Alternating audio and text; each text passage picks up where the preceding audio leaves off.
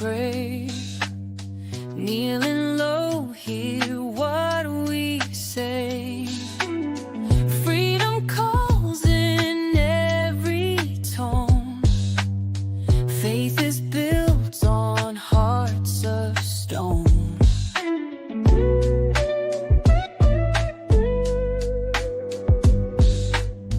Vibes so raw, can't hide the truth. Words so sharp, they cut right through. Real talk for the soul's appeal. Prayers rise up the wounds they heal. Lift our voices to the sky. A righteous perspective high. On this path we won't back down.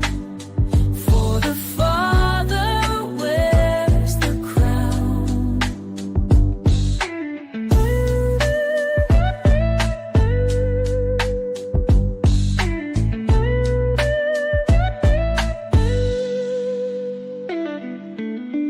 Each step brings another fight. Breaking chains, we're seeking light. Voice of power won't be tamed. With His love, we're never ashamed. Lift our voices to the sky. A righteous perspective high. On this path we won't back down. For the Father wears the crown. From the ashes we shall rise. Hope is found deep in our eyes. Every word a battle cry. With the Father none deny.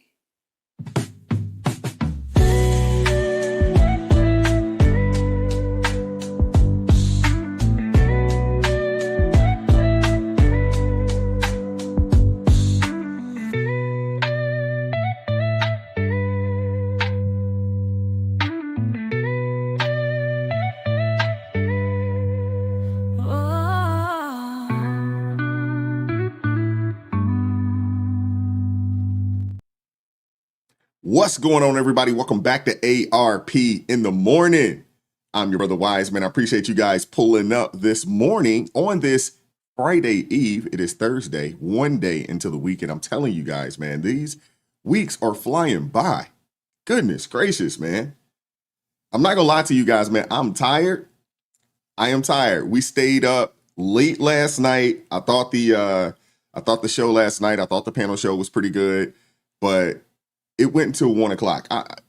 We're not going to make that a habit.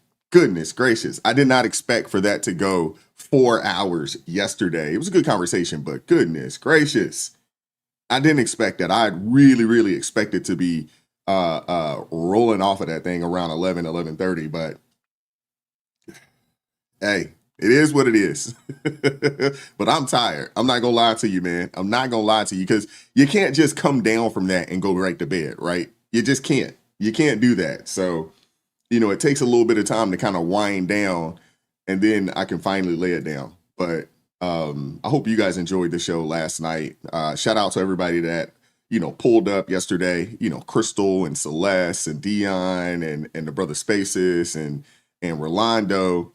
Yeah, it was good. Shout out to them, man. Let me show some love here. Shout out to Lynn Frazier. I don't want to mess up that the second last name. Is it Stratweiser? Hopefully I pronounced that properly. Thank you for joining the ARP family. I really appreciate you. God bless you, man. I appreciate you supporting what we're doing over here. Shout out to the brother Spaces with the $5 super chat coming in early. Says, what's good, everybody? Thanks for having me on the panel last night, OG. Hopefully I left a good lasting impression to be back again. Great conversation. Yeah. Hey, you're more than welcome to come back. We'd love to have you on. Thought you were a solid addition to the conversation yesterday, man. You did good, man. Appreciate you, man. Appreciate you pulling up. Let me show some love to my folks in the chat. Shout out to Lori Addison. She says, happy Friday Eve, family. Long night last night. Get your coffee and then hit that daggone like button and enjoy the show. Thank you, Lori. Appreciate you. Yeah, it was a long night last night. I don't know how I feel about 4-hour live streams. I don't know about that, man. Shout out to Ryan Stegall. Appreciate you from Covington, Georgia. Shout out to you, man. Appreciate you, man. My people live out that direction. Matter of fact, one of my best friends actually lives in Covington, and my family today actually lives out that way. They live in Rockdale County.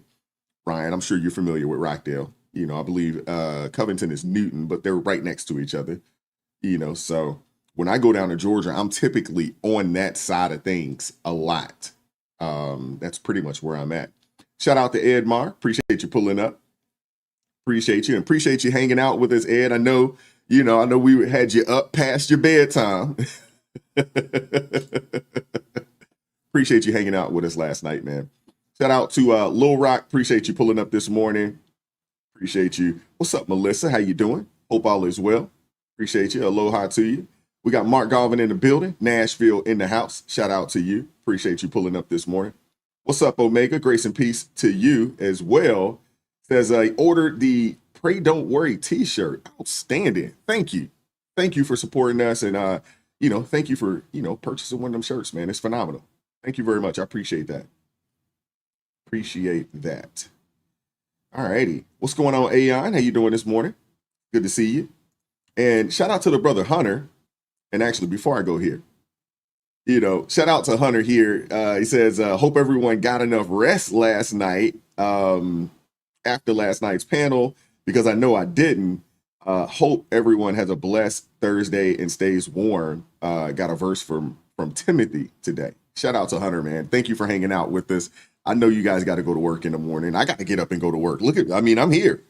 I'm here. The turnaround. Sheesh. Shout out to Hunter as well, always coming through with the Bible verse to help get things kicked off properly. And this is from 2 Timothy chapter 1, verse 7.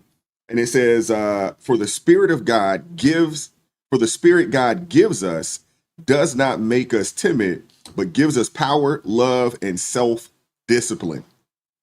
Absolutely. And to be honest with you, a lot of us need that right now. We need that Spirit of God because we need that self-discipline. We need that power, and we definitely need to be operating in love. Appreciate you, Hunter. Thank you very much. That's a lot of what's going on and what's wrong, with the world today, and honestly with our country right now, is because, people aren't operating with that self-discipline. They need the power of God. Let's just keep it real. Shout out to Marcy Richards. Appreciate you pulling up this morning. Thank you very much. And shout out to the Richards family celebrating 15 years of marriage. That is a blessing. Said she's 15 years married today, but only seems like yesterday we hitched. That is awesome. God bless each and every one of you, man. You and your family. That is phenomenal. I love to hear that. I love to hear that. Wife and I, we're getting close to 15 years. My wife and I, don't ask me how long it's been. I know it's been over 10, but under 15. So somewhere in that general vicinity. But I will say this, and Marcy, I got to ask the question to you. It's 15 years today, but when you're in a good situation and it's good, you don't even worry about the time.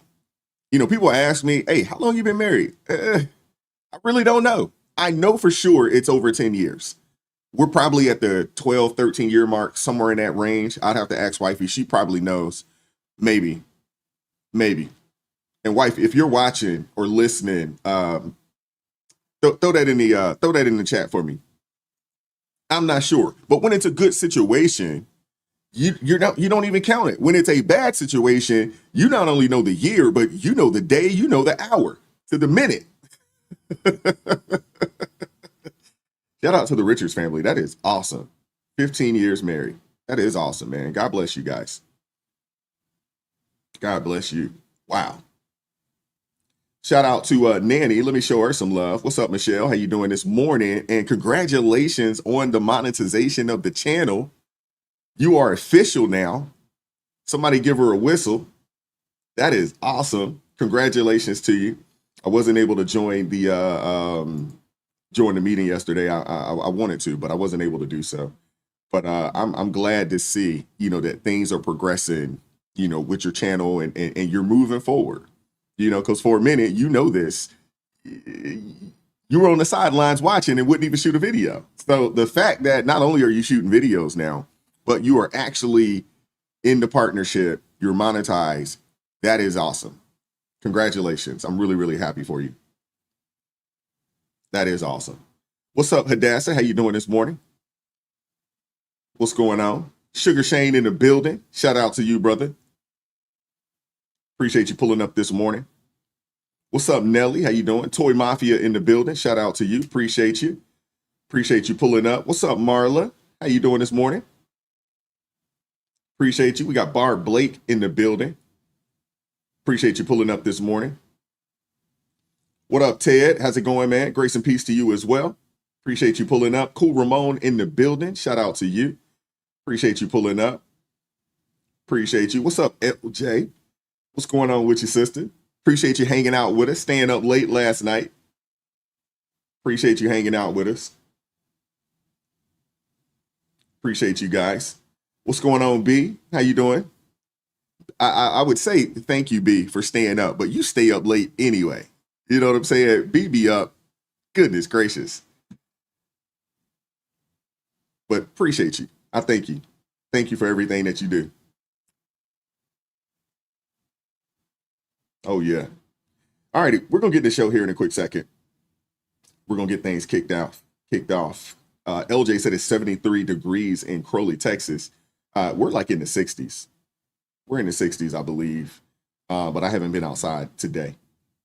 Not yet, anyway. I haven't been outside. Yeah. All right. Super chat. Shout out to Gerard Caswell, someone who has been a member for 8 months. Thank you very much.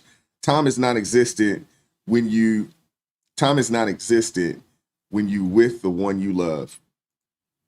I can get with that. Yeah. You don't even think about the time. You don't even think about it. What's up, Angela Montgomery? How you doing? It's good to see you.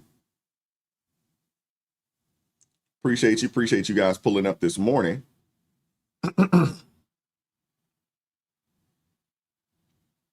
Alrighty. Let's see. We got BWR in the building. Shout out to you. What's up, Jane Fecto? How you doing this morning? Good to see you. Kristen Knight in the building. Shout out to you. Appreciate you. What's up, Wendy? How you doing? Miss Kat's in the building. Shout out to you. Appreciate you. Appreciate you pulling up. We got Carol Reyes in the building. Says she can't listen today. Got a doctor's appointment. Shout out to you. Appreciate you. Catch the replay. Shane stealing candy. Come on now, Shane. Sugar Shane out there stealing candy. You don't need that. You don't need that candy.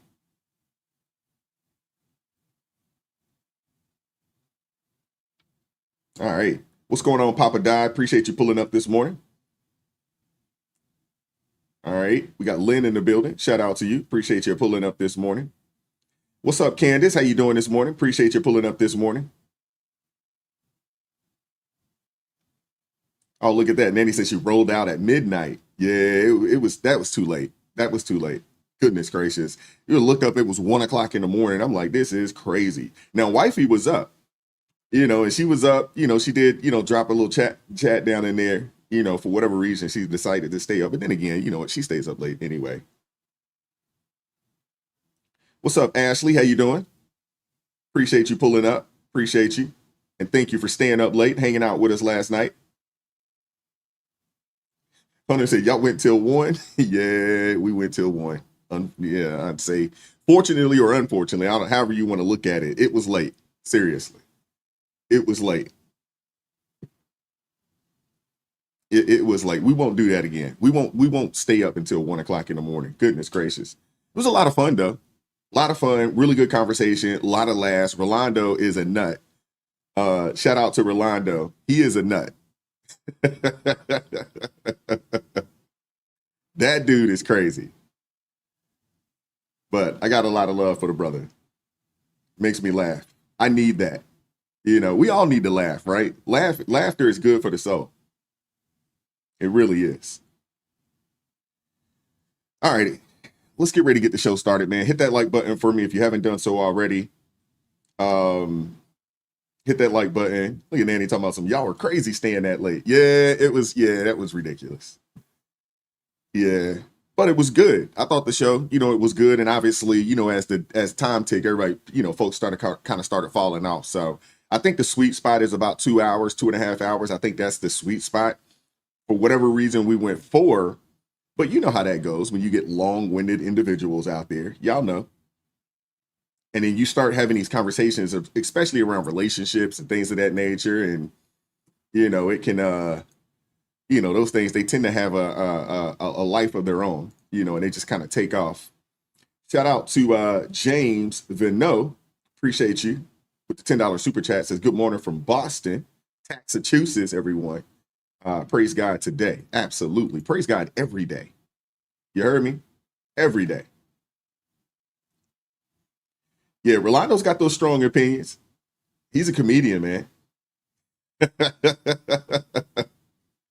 That guy's a comedian. Yeah.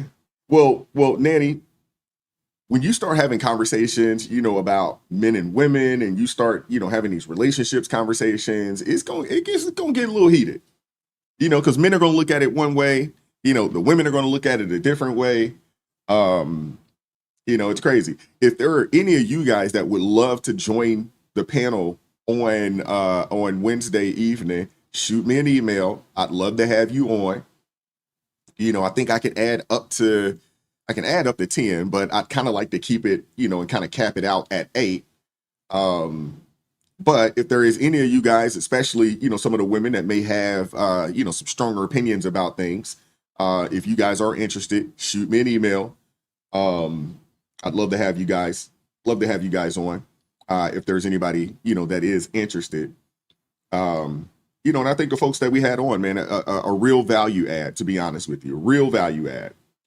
Obviously Celeste is an OG on the channel. I think Celeste is the very first guest that I had on my channel way back in February of 2024, way back when, like that was that long ago. But she's like one of the first people, to see, what we're doing and what I'm doing over here. And she, came almost immediately and jumped on board.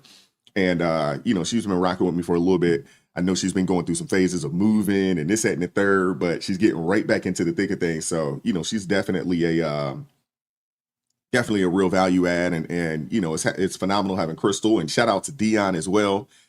Being a part of things. We gotta get Dion a little more talkative. All these folks running their mouth and Dion can't get a word in edgewise. We got to work on that. And my apologies, Dion. I'm gonna make sure next week, if you're interested, in being a part of it, I'm gonna make sure that you get your opportunity to speak your piece. I'm gonna do that. I'm gonna do that because you were sitting back. I know you had something to say, but you were sitting back, more on the quieter side of things. But I do appreciate you, being a part of the show last night. Shout out to Philip Wynn with the $10 super chat. Says, good morning, everyone. Appreciate you pulling up. Appreciate you. Thank you. And shout out to, is it Intervision FM with the $5 super chat. Says, this is Johnny from Denver. If you were to do a live event and invite people there, where would you do it? I think we talked about this. My thought process is that we'll probably do it in the middle of the country. I'm thinking the Dallas area, Dallas-Fort Worth area somewhere. I'm actually in talks with a couple of people, about that and putting that on. My hopes is that we'll be able to do it in the second quarter of 2026, Lord willing. And I'm going to start working on that because that's one of the things that I want to do. And I know we have a lot of folks, that are subscribed to the channel out there in Texas. And then obviously we have a lot that are in California. But I have zero interest in doing anything like that in California. One, it's just too far away. But two, it's California. But I do like the idea of something in the Dallas area, which would kind of be the midway point for, it'd be the midway point for a lot of us, right? Especially those of us on the East Coast. My hopes is that I'll be south, towards the middle of the year next year. So I'm thinking Texas, and I'm thinking the Dallas-Fort Worth area, just, from a logistical standpoint.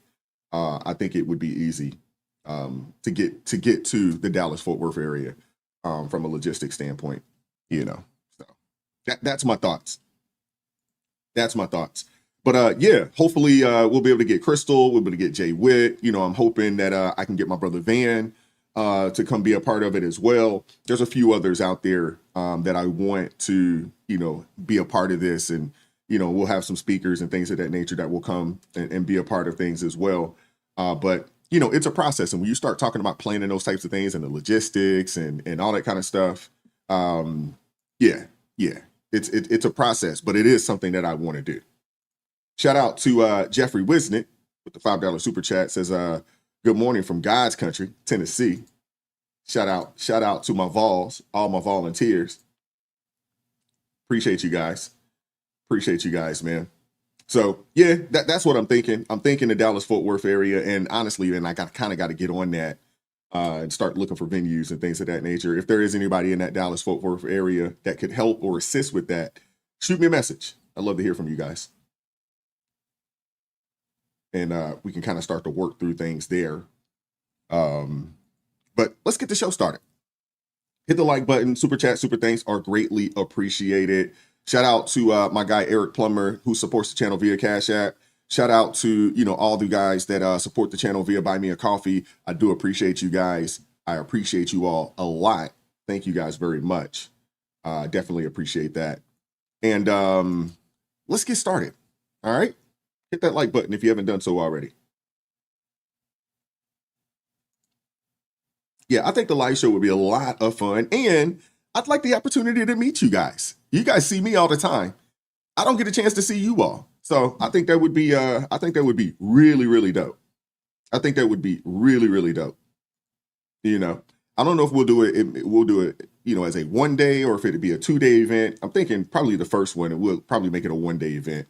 And then, we'll kind of go from there and see. And maybe we can do something, interactive, man. I wouldn't mind, if I have any pickleball players out here, I wouldn't mind putting on a little pickleball event. And then, the next day, maybe we can do something, we'll do an actual, meet and greet and things of that nature. I don't know if I have any pickleball fans or pickleball players, but I think that would be pretty dope. Run out of space, play some pickleball, do a little barbecue, and then, we have an event, maybe the following day, and we do something along those lines. I think that would be dope. Yeah, I'm thinking that as well, Zeph. A Friday, Saturday type situation. I think that would be dope. Shout out to Cameron Peterson joining the ARP family. Appreciate you. Appreciate you supporting the channel this morning. Thank you very much. Thank you very much. Yeah, I think that would be really dope. Sugar Shane says pickleball is the beer pong of tennis. Nah. Pickleball is a lot of fun, and it's a really, really, really fun sport. It's the fastest growing sport, in the country. It is fastest growing sport in the country, and it's a lot of fun, but it's good exercise. Really good exercise. Really good exercise. All righty. Give me a second. Let me pull this in here. Turning now to the hot scandal-fueled Virginia's attorney general race. Violent text messages by Democrat candidate Jay Jones have resurfaced and taken center stage. They won't go away. He fantasized about killing Virginia's Republican State House Speaker and about the deaths of that Republican's children. Jones apologized during a debate last week. You're also going to hear from my opponent about text messages that I sent that I deeply, deeply regret. Let me be very clear. I am ashamed. I am embarrassed. And I'm sorry. I am sorry to Speaker Gilbert. I'm sorry to his family. I'm sorry to my family. And I'm sorry to every single Virginian. Jay Jones sent those text messages to a Republican colleague, even though she asked him several times to please stop, to which Jones replied with, LOL. Here's Virginia Governor.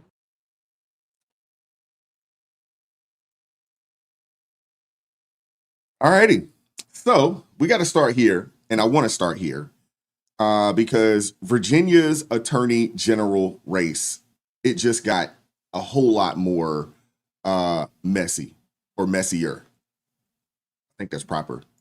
It's gotten messier. Let's leave it at that. Democrat Jay Jones, already under fire for those vile texts fantasizing about shooting Republican lawmakers and his children, is now facing new scrutiny over his 2022 reckless driving case. Court filings show that Jones was clocked at 116 miles per hour on I-64. For those of you guys that aren't familiar with I-64, if you live in Virginia, I'm sure you know, but I-64 essentially is the highway or the interstate that basically runs the full length of the state. You know, it will take you can jump on 64 and it will take you all the way to daggone Virginia Beach, and it will essentially take you all the way out the state, going in the other direction, going west.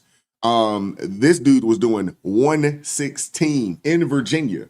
Now, I don't know if you guys ever been in Virginia or ever driven in Virginia. It's the Commonwealth. Virginia has police. I don't know if it's helicopters or planes that basically do the speed checks and things of that nature. Yeah, they got highway patrol and things of that nature, but they're monitoring folks via, I would assume today it's probably drones or something along those lines. The fact that this dude was doing 116 on 64 is just crazy. That's crazy. Seriously.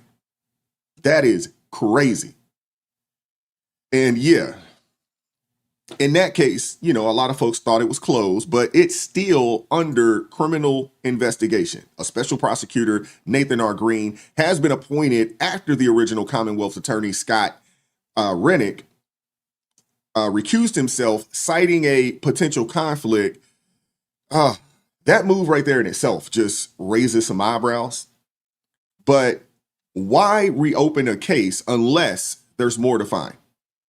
Jones was convicted back then, fined $1,500, and ordered to complete 1,000 hours of community service, half with the Virginia NAACP, the other half through his own PAC, the Mom PAC, but with a special prosecutor now digging into the case, this looks less like a routine traffic issue and more like a pattern of judgment coming back to haunt him. And right as the polls show this race tightening by the day, there's no way that this dude should win. Seriously. There's no way this guy should win, but I don't know, man. I don't really know what to say, to be honest with you, in reference to that situation. But he shouldn't win. That he shouldn't do. But I want to say this. You got a lot of questions. I'm a big fan of Winsome Sears. I really like her a lot. It's unfortunate that, you know, I don't think she is receiving the type of love that she should receive, especially, you know, as a veteran. You know, if I'm not mistaken, I believe she's a Marine, you know, and I can't say she was a Marine. I got to say that she is a Marine, because once a Marine, always a Marine. You know, this is a person that has really served this nation, and she's done it, you know, with dignity. And even in the role that she's currently in, you know, as lieutenant governor, you know, based off of, you know, clips and videos and things of that nature that I've watched, this is a phenomenal woman, you know, married, you know, a married conservative woman who has been, you know, out there, you know, in the forefront doing the right things. Yeah. So you got a lot of questions, you know, flying about whether this situation is even legal or ethical. And Fox has a FOIA request out for any communications between the PAC, NAACP, and the county. There's some questions there. This dude did 1,000 hours of community service for his own organization, essentially. I don't know if that's right. I don't know if that's right. And based off of the information that we were able to uncover, there were no logs of hours, filed with certificates. There's just some sworn statements. So this dude said he did 1,000 hours of community service, but there's no paper trail around it. That's a problem. That is a problem. And you got an individual who has decided that, hey, they're going to call it out. You have Jason Marys, and hopefully I'm pronouncing his name properly. He's not holding back. And honestly, he has a point. He has a big point. But I want you guys to see this. Keeps saying that he is sorry. Jay, if you're really sorry, you wouldn't be running. If you really understood the ramifications of what you said about an innocent mom and her children, you know Todd Gilbert. You served with him. Jennifer would come to the General Assembly. She would bring her children. We would see them run in the hallways. They were 2 and 5 years old at the time. This wasn't a hypothetical. This wasn't some... All right. We got to talk to Nikki real fast. So Sears is an immigrant that does nothing to promote Black American community. Okay. The person she's running against, Spanberg, what is she doing to promote the quote unquote Black American community? Last I checked, Winsome Sears is a Black woman married to a Black man with Black kids. That's a promotion in itself.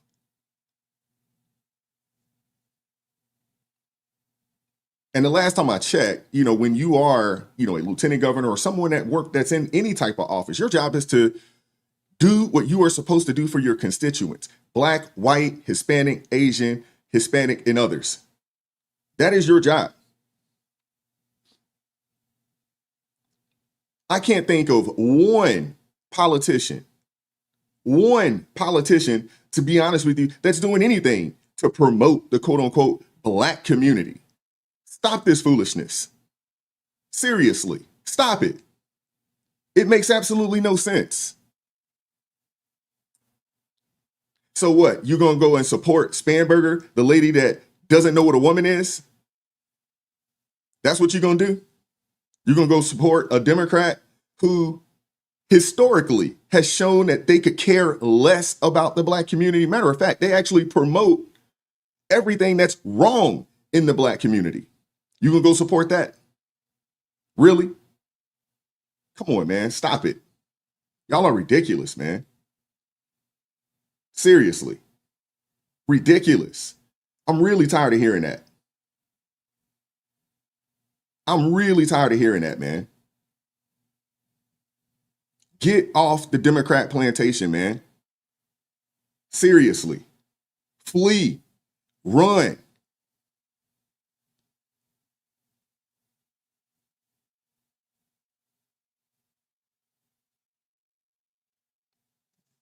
What are we talking about? Take color out of it? What does that mean?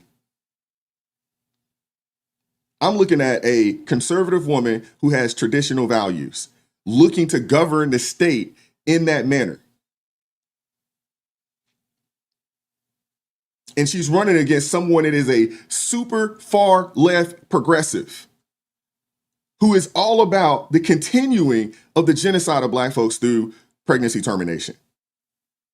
Someone who doesn't understand what a woman is, and someone who is okay with dudes in women's sports.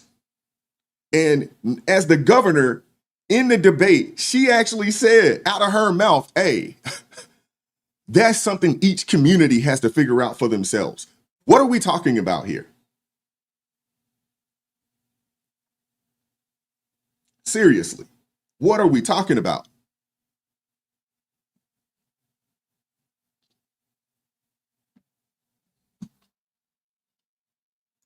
All right.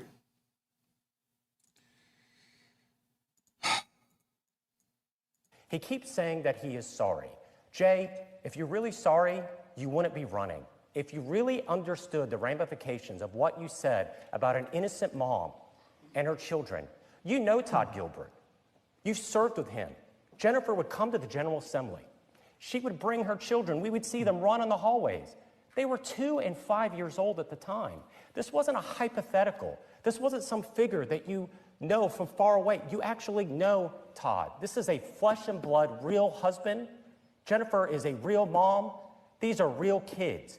How in the world could you ever show compassion and comfort a grieving mother that has ever lost a child to violence?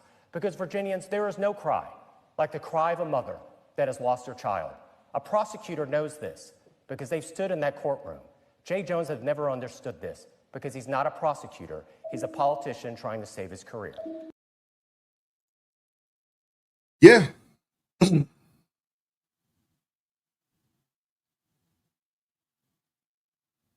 Imagine if a Republican, an independent, anybody on the right said anything as horrible about anybody, any left-winger out there. Jason's absolutely right. How can Jay Jones fulfill his duties as Virginia Attorney General after all this? You're right. Jay Jones is an activist. I'm giving anybody a sideline, man. Anybody a part of the NAACP, the Urban League, I'm giving all of them the side eye. All of them. They have honestly been a net negative. They've been a net negative. Seriously.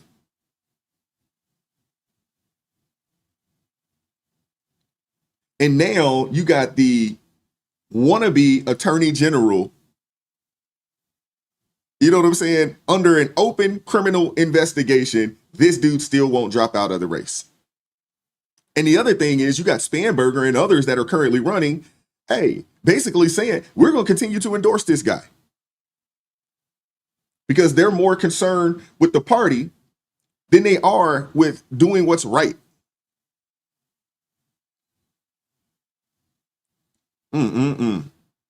I mean, this race, it has shifted notably since the text came out. And yeah, you got a lot of folks, they've been hammering Jones on this. And now you got the reckless driving case. You know, it's already spilling over into the gubernatorial race with Winsome Sears, blasting Abigail Spanberger for sharing a ticket with this dude and asking if, hey, she'd wanted violence aimed at her kids. And Spanberger, she called the text abhorrent, but basically said, hey, we're going to leave this dude's fate to the voters, which in my opinion, it feels like a dodge. And I'm also one of those kind of people, I like to say, hey, silence gives consent. She's obviously okay with this. And they are elitists. When your nominee is dodging accountability, it's a problem. It's a huge problem. I want you guys to hear this. Virginia's current Republican Attorney General, Jason Miyares, is up by 0.3%. Wow, that's tight. And now he's in focus right here. First of all, how has this changed the race, if at all? Well, I think it's changed the entire dynamic. It's no longer, Republican versus Democrat. It's about a test of decency. That's what's on the ballot in Virginia. This Saturday was at a JMU ODU game and had several people tell me we're Democrats, we're voting for you, as one mom shared with me.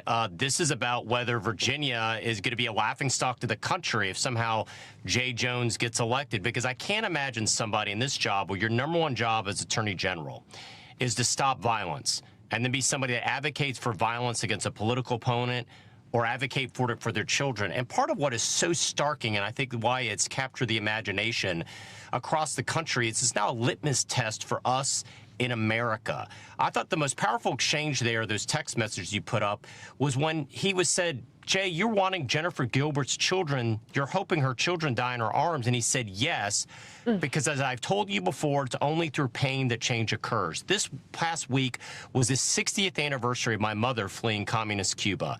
And I remember her telling me in Cuba, when they were inflicting pain on people in Cuba, nationalizing the businesses and taking away their homes and jailing people, they all thought they were the good guys, but they thought inflicting pain was how they could change society. That mindset should never be in any elected official in the United States, because what it means is in this office, which is a nonpartisan office, your job is to lock up the bad guys. The idea that you'd want to turn into a partisan office shocks the conscience. So if Jay Jones was to apply to be a line prosecutor in any attorney general office in the entire country, he would not pass a background check. But he's asking Virginians to give him a promotion to be the top cop in the state of Virginia. It's why I think Virginians are going to pass the test. But this is now a test for the entire country. If people want to stop this insanity, they just go to standwithjason.com, and we could say no to this. Yeah. This race has become a real test of decency. And to be honest with you, I think the entire ticket out there in Virginia has become a real test of decency.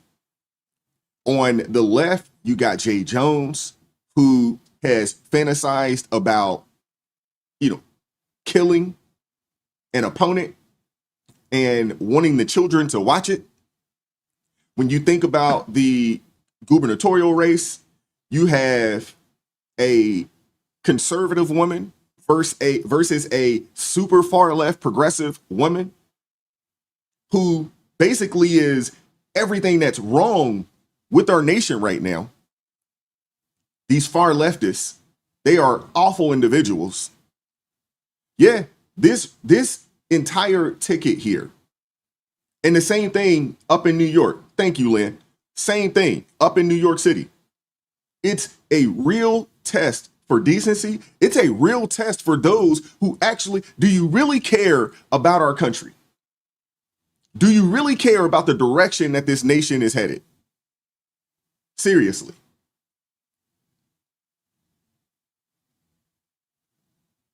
Mondani is definitely, a Manchurian candidate. But there's a few of them out there. He's not the only one. He's not the only one.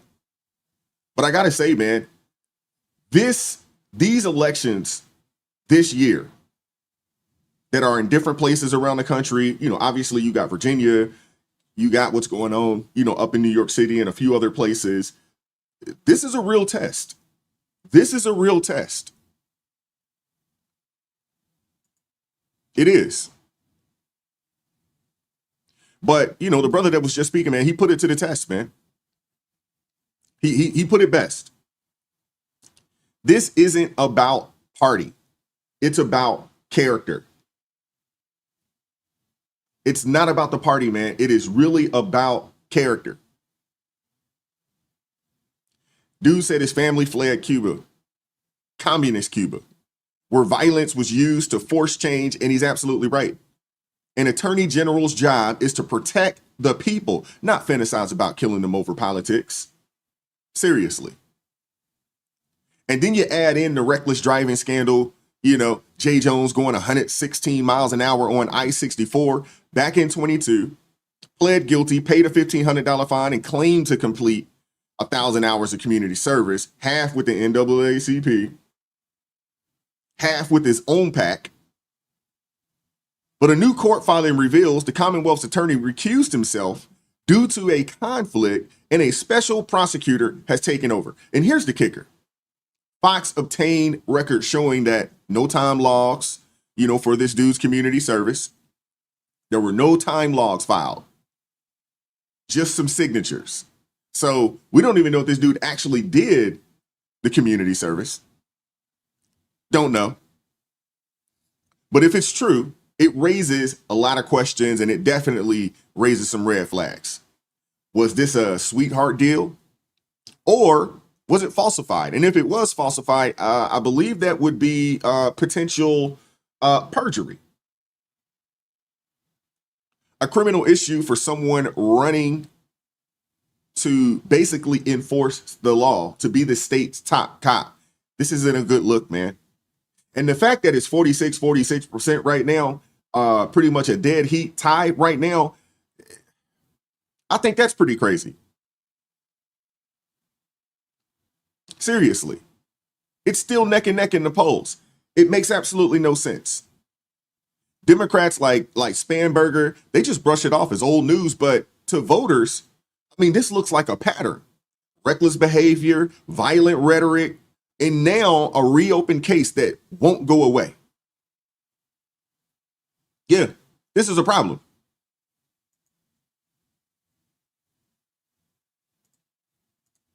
Problem here with Jay Jones. He's the Democratic candidate for Virginia Attorney General.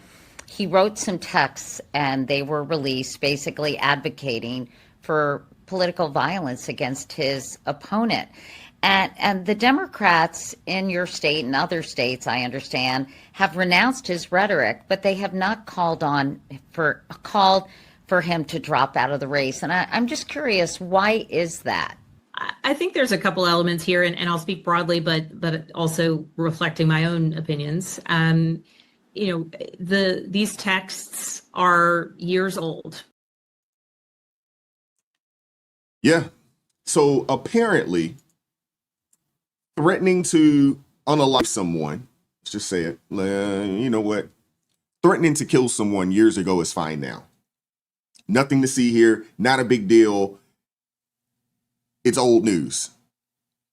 During her debate, though, Abigail Spanberger called Jay Jones' violent text despicable, but refused to disavow it, saying that voters should decide. Yet behind closed doors, she all but defends the guy. And here's the problem. The double standard is blatant. Y'all know this. If this was someone else who sent messages like this, fantasizing about killing opponents and their families, there'd be congressional hearings. There'd be FBI probes. There'd be wall-to-wall coverage on CNN and MSDNC and others.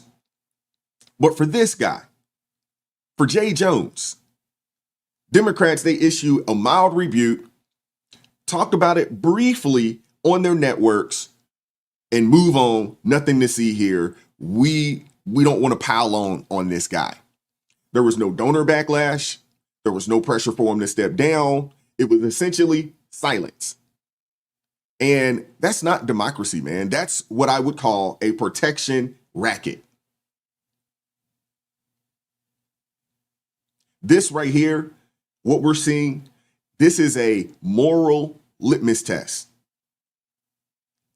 This is a moral litmus test. Not only in the Virginia elections and the New York City elections and some of the others out there, but it's going to be the same thing next year during the midterms. Are we going in the direction of the super far left progressive, quote unquote, democratic socialists? Are we going in that direction, or are we going back to the Constitution? Are we going back to America the way it was supposed to be? That's the question right there. The Attorney General's office, is supposed to be about justice, not grudges, and Jones's record says otherwise. And the race right now is dead even, which means turnout decides everything. So if you're in Virginia, the question is simple. Do you want an AG who protects people? Or do you want one who fantasizes about hurting them? Your vote will answer that. Now, I want to turn our attention real fast. Hit the like button for me if you haven't done so already. And shout out to Billy W. gifting 10 ARP family memberships. Thank you, Billy. I appreciate you supporting what we're doing over here. I appreciate you supporting the channel this morning. Thank you very much.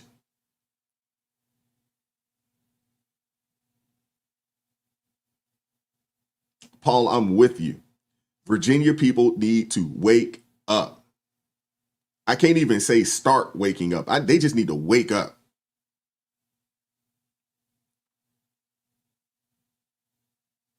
I want to turn our attention over to the Golden State, where there is a blistering new report. I don't know if you guys heard about this, but this right here is going to upset you. I know I got a lot of my folks, out in Cali, in the chat.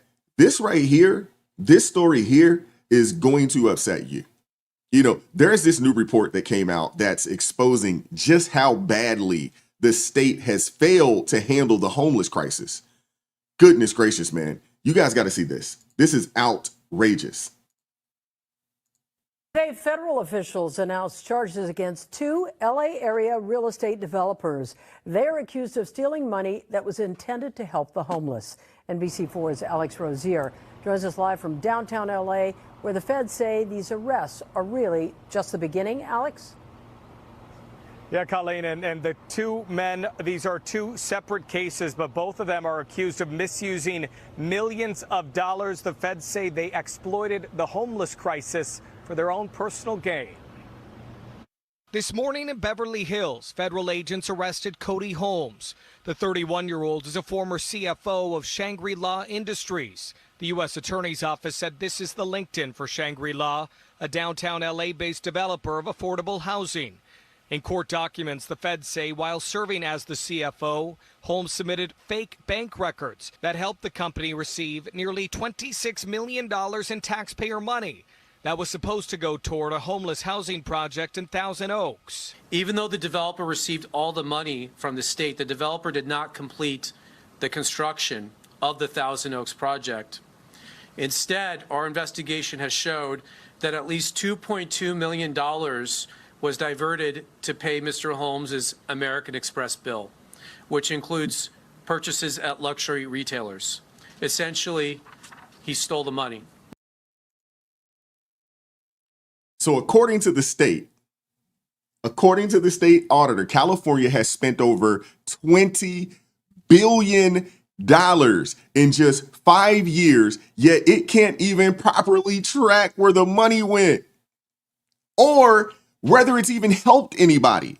Think about this, $20 billion in over 5 years. That's $4 billion a year gone unaccounted for. They don't even know where the money went. This is crazy. $20 billion spent. $20 billion. Do you guys understand what a billion is? Do y'all understand how much money that is? Just 1 billion. Do y'all understand that? This is crazy. And these people can't track the bread. They don't know where the money went. They don't know if the money actually was spent to help anybody. Think about that, man. $20 billion with a B, not an M, a B. $20 billion of taxpayer money. And they can't show any measurable results. Zero. Man, this is crazy. This is crazy. Somebody should go to jail. It's not going to happen, but someone should go to jail. Now, they say that the audit confirms, what most Californians already suspect. The state keeps pouring money into programs that don't work while the number of people on the streets continue to climb. In fact, homelessness in California has jumped 53% over the past decade. They just spent $20 billion over 5 years. No one knows where the money went. No one knows where the money went. No one knows if they actually helped anybody with this money. But the issue is worse than before. Homeless population in California has jumped 53% over the past decade. Now, I understand why, to an extent. Hey, if you're going to be homeless anywhere in America, California is probably a good place to be homeless because the weather is extremely favorable, right? It's not like being out here on the East Coast to where, 5 or 6 months out the year, it's freezing cold and raining all the daggone time. This is probably, when you're in the Northeast, it's not the best place to be, a homeless individual. And you also account for, California, with the, especially over the past 10 years where you basically could just kind of do whatever you wanted to do out there. And then you got folks out there, especially out there on the West Coast, passing out needles and giving people, drug paraphernalia, so forth and so on. Yeah. What's crazy about this is that in California, if I'm not mistaken, I believe, California has some of the highest taxes in the country. If you earn over, I think the number is like 400 some thousand, and that's a lot of money, right? But California is taking half of that.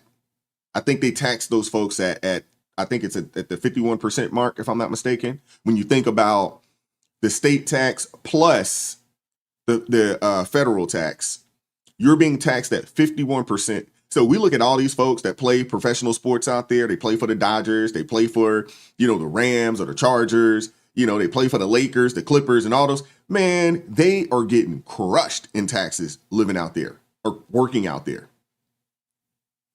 They're getting crushed. I couldn't do it. And for the life of me, I don't understand. I've never understood why when you hear the media and they talk about these guys, hey man, they need to go to California. Why? So you can be robbed?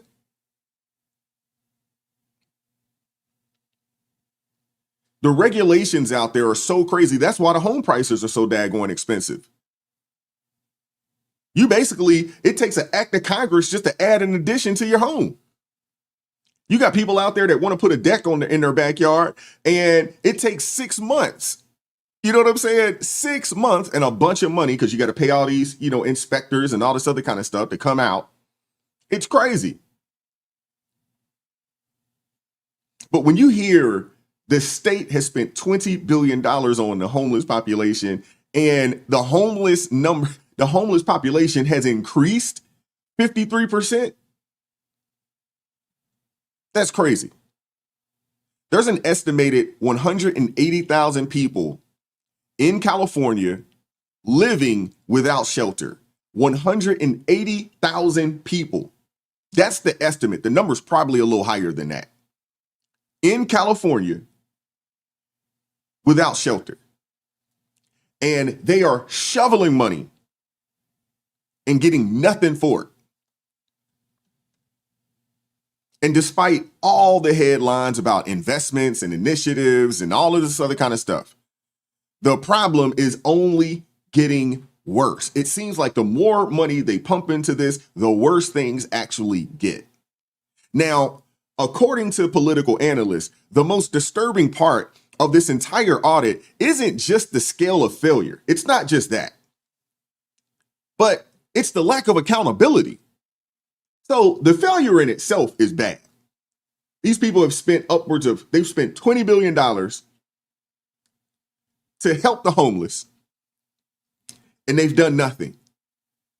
But there's also zero accountability. None.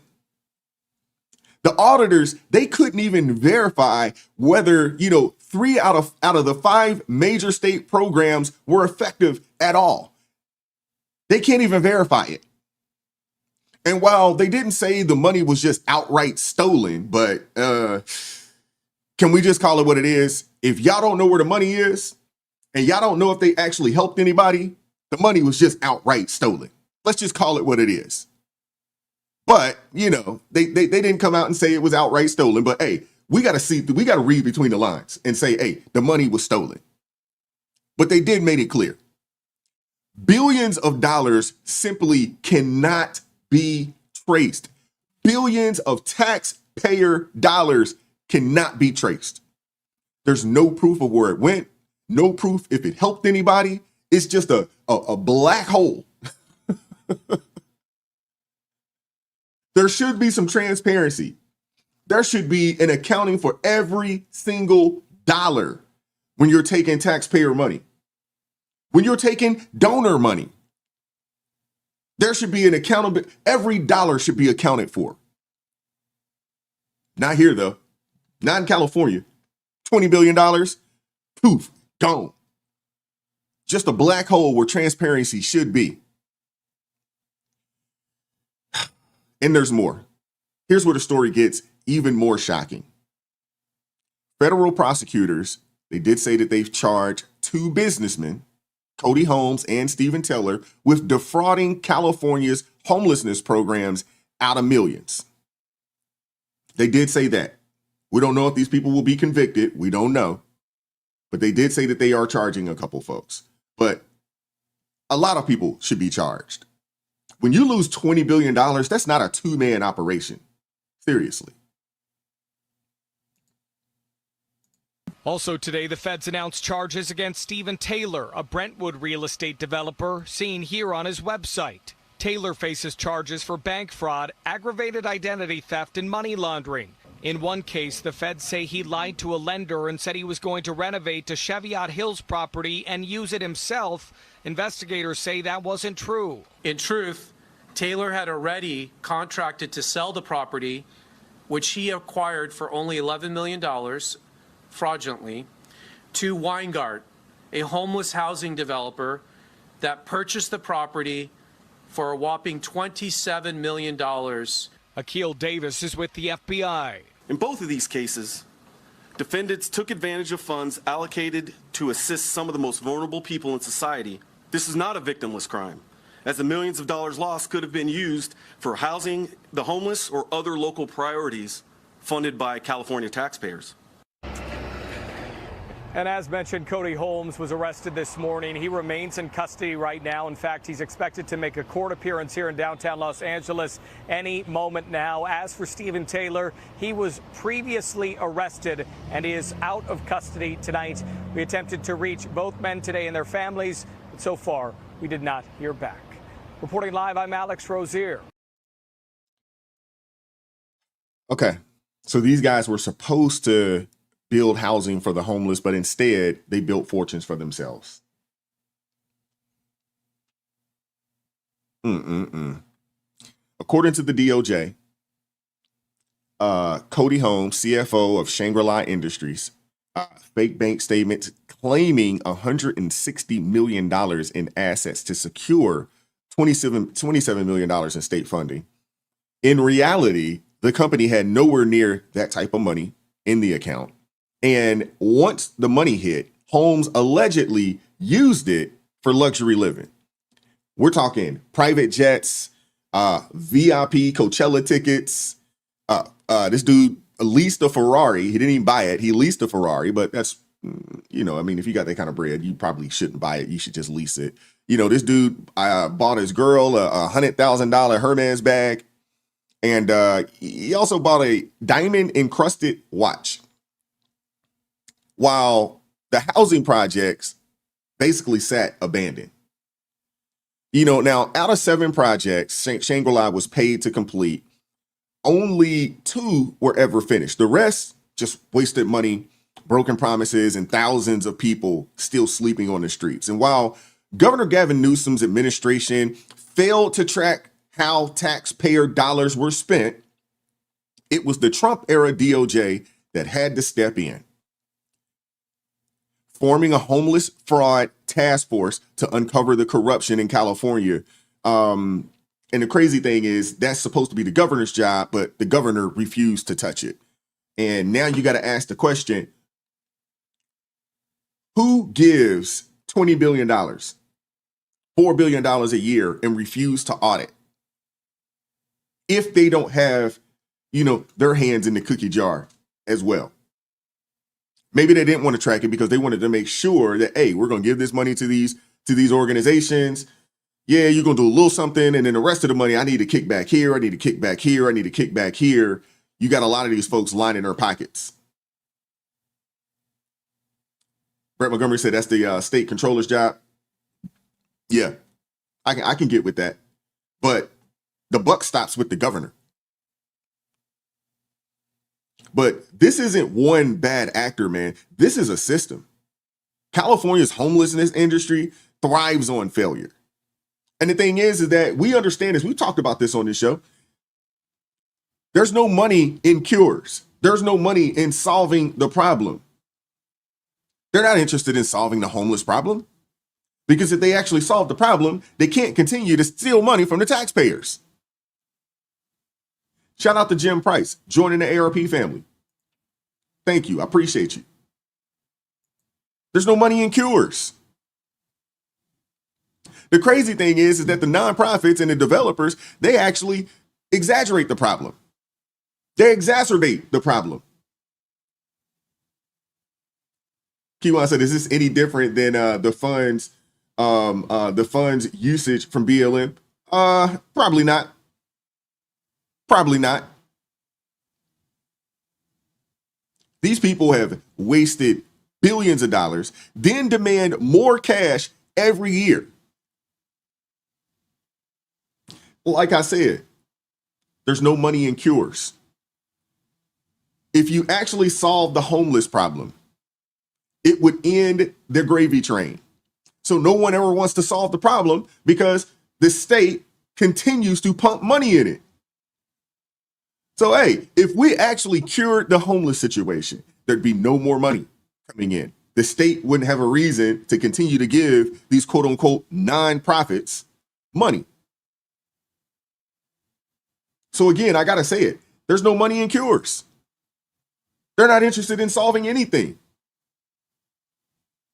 Democrats brag about spending billions, but they never actually brag about results.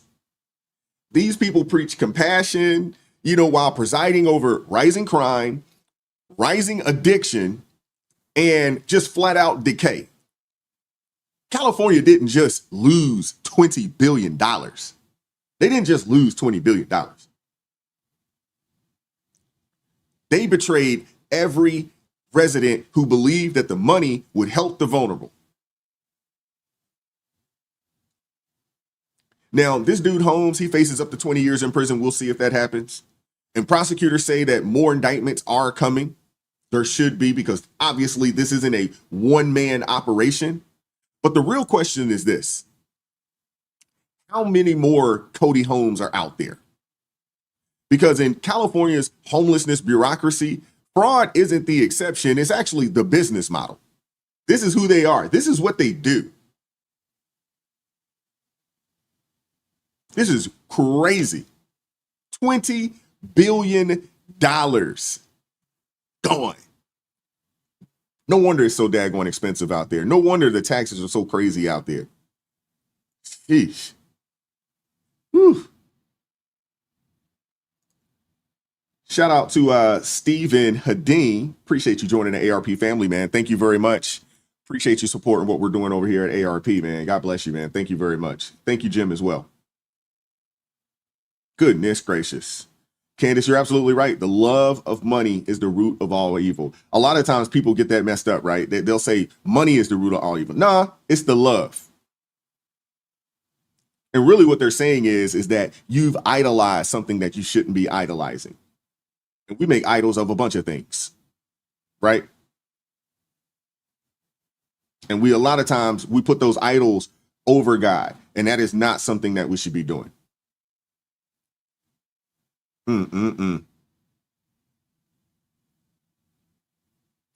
billion. Y'all believe that, man? $20 billion. Each.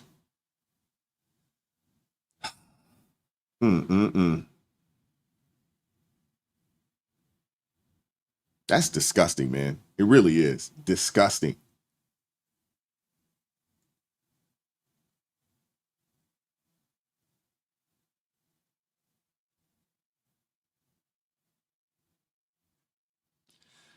Oh, man. Wow. Let's keep it moving. Oh, and speaking of double standards, we got to talk. I don't know if you guys heard about this story here, but shout out to my guy, Jeff, who sent this story over to me yesterday. Shout out to him. I'm not sure if you guys have heard about this, but, speaking of double standards that protect the wrong kind of extremism, I want to shift to something that's a little more disturbing, maybe way more disturbing, bubbling up from academia. You have a Howard University journalism professor named Stacey Patton, who's using her platform to call on white allies to emulate a pre-Civil War vigilante who massacred people in their homes and tried to spark a slave uprising through bloodshed.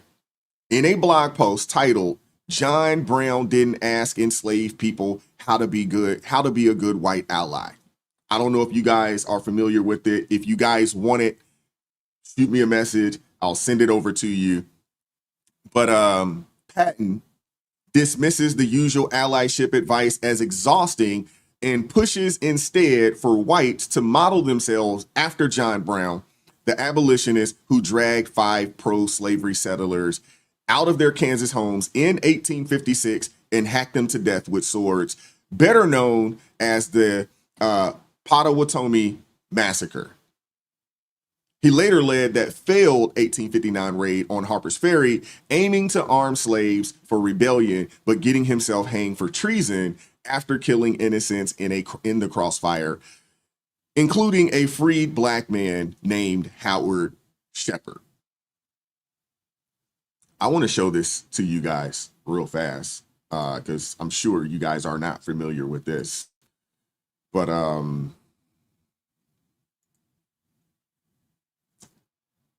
hold on. There we go. So I want you guys to see this. If you guys want this, I will send it over to you. If you guys would like to see this, I will send this over to you. But on her Substack here, the Howard University professor, Dr. Leslie Patton, praised abolitionist John Brown as someone who saw the horror for what it was and decided that ending this racist, she used the F word, mattered more than being understood. Let me pull this off.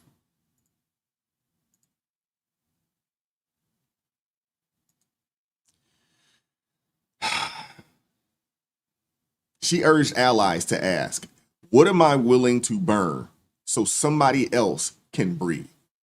And told them to grab the daggone hose instead of writing think pieces. Now, in any other era, that might sound like edgy rhetoric. But in 2025, with political violence and assassination culture on the rise, and groups like Antifa's, John Brown Gun Club linked to violent ICE attacks, her words hit a little differently. Howard University distanced itself, saying that her views don't represent the school, but that's the bare minimum. This isn't an isolated incident.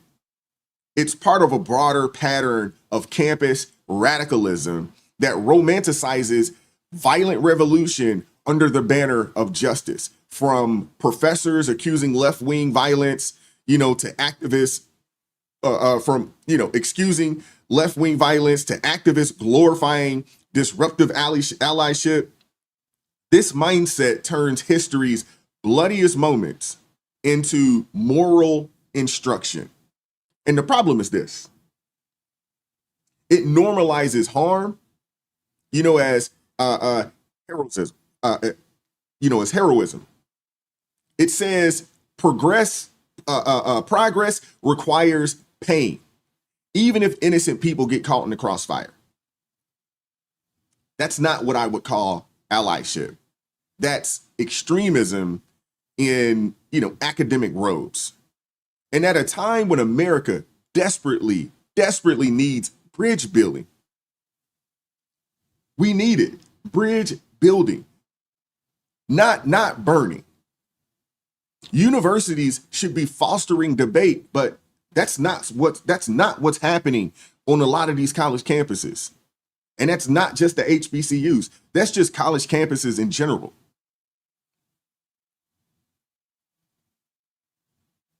The universities should be fostering debate, not excusing dangerous rhetoric dressed up as justice. This is pretty ridiculous. And this is a person that people are sending their children to be educated by. It's really sad.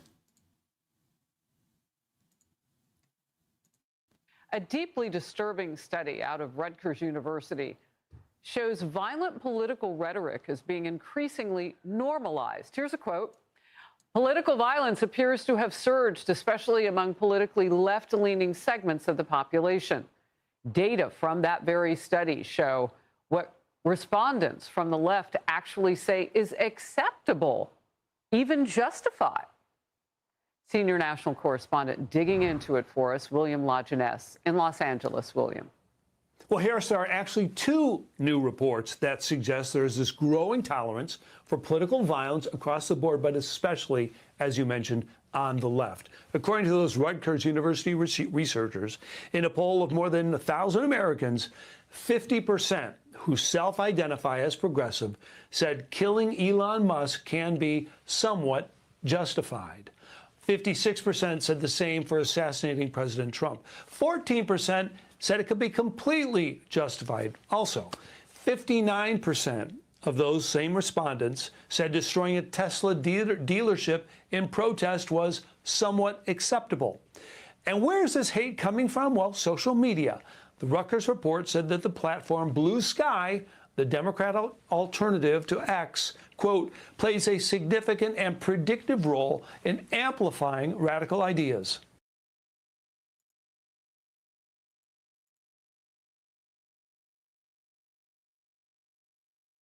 This is exactly why rhetoric like Patton's is dangerous. When you glorify, a man like John Brown, who hacked families to death and sparked a failed revolt that killed innocent people, including a freed black man, you're not inspiring justice. You're excusing chaos. And it's part of what researchers now call assassination culture on the left. A report by Rutgers and the network Contagion Research Institute found that over 30% of Americans, 30% of Americans, and nearly half of the left-leaning respondents think that, murdering a billionaire is somewhat justified. That is crazy that we live in a country where people feel this way. I mean, we're already seeing it play itself out, right? We're already seeing it, play out. Luigi, the Luigi guy, who has been accused of killing the United Healthcare CEO, Brian Thompson, has supporters cheering him in court, holding Free Luigi signs, even after police found the weapon and the fake ID. His case, and the lenient downgrade to second-degree murder, it just signals how ideology is warping justice. And those people out there, when that word came out, they cheered. And then you look at the Charlie Kirk assassination, which, he himself warned was coming as political violence spread. And yet, activists like Stacey Patton, mocked his death, calling it revolting to see people mourn him. So when Patton, who is a tenured professor, urges allies to burn for the cause, it's not just recklessness. It's incitement with a smile. I mean, it teaches that pain equals progress, that outrage is virtue, and that destruction is justice. The bigger question is now, is this. If professors at elite universities are openly normalizing violence, are we looking at the next generation of radicalization being trained on campus and calling it education? I mean, this is sick, seriously. And we're supposed to send our children to these quote unquote, institutions for higher learning. It doesn't make sense. If that's what they're getting, if these are the people that they're learning from, man, we should steer way clear from these places. Seriously.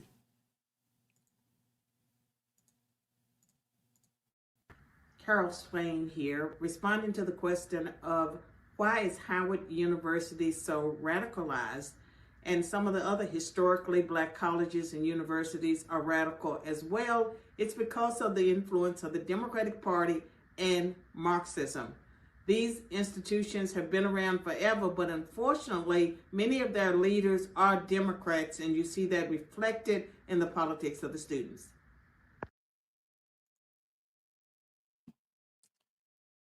Dr. Carol Swain, she nailed it. She's absolutely right. HBCUs once were the engines of faith, family, and economic empowerment. Think about Booker T. Washington, who founded Tuskegee. This brother. Think about that. Think about Booker T. Washington. And think about his vision of self-reliance. Think about that. And it's been turned into at this point now, it's just, an echo chamber of left-wing, far left-wing ideology. Decades of loyalty to the Democrat Party have replaced the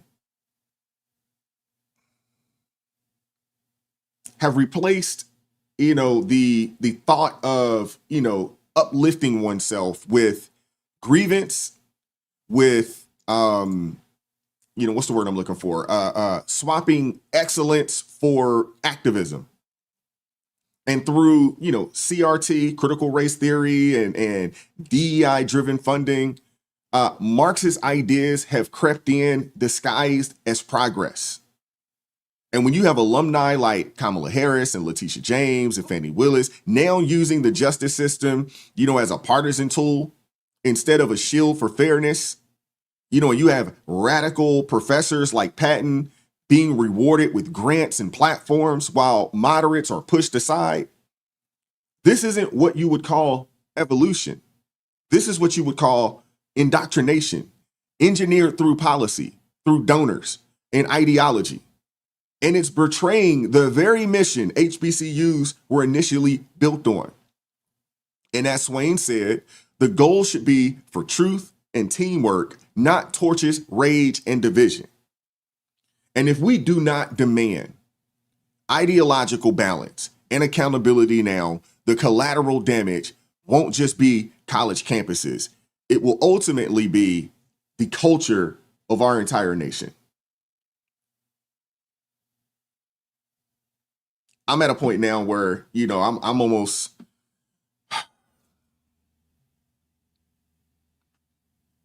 I think public school in America is a no-go. And I'm at a point now where, I don't think college is the route to go either. And if you got to send your kid to college, do it online so they don't have to, be completely submerged and indoctrinated with the foolery that's out there on these college campuses. You do it online, you turn the work in, and that's pretty much it.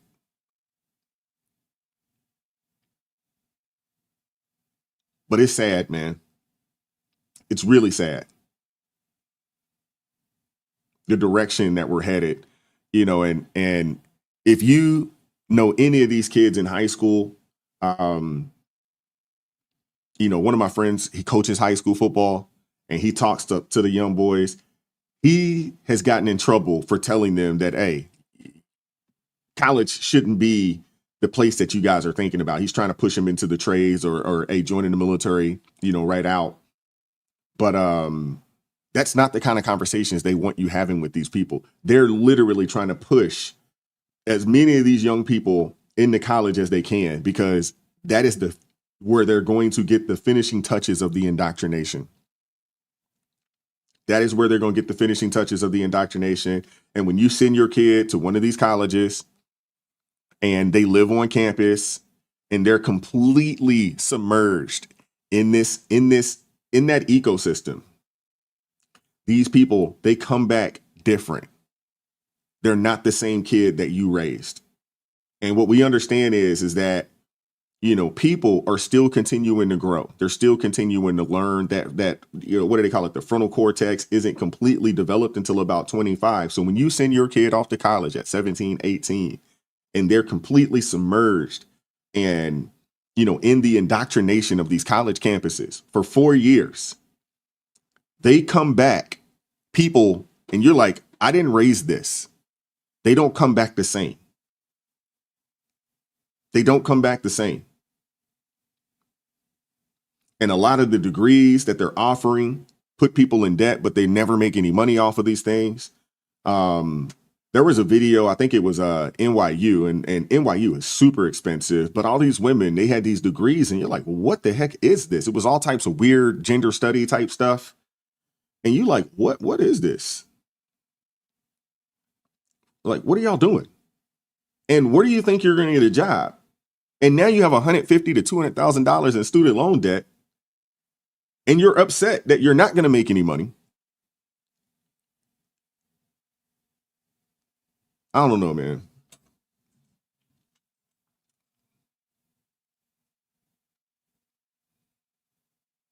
Paul says the only way college works is if you're in sports. I have a problem with that too.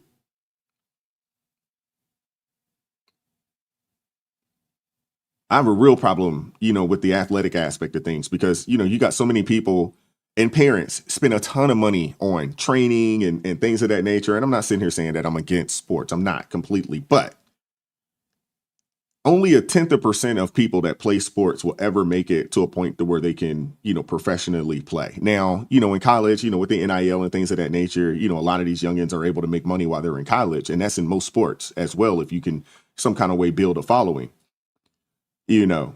But even then, we're talking 1% of high school athletes make it to college. And if you start talking about the D1 level, the D1 level, that percentage is even lower.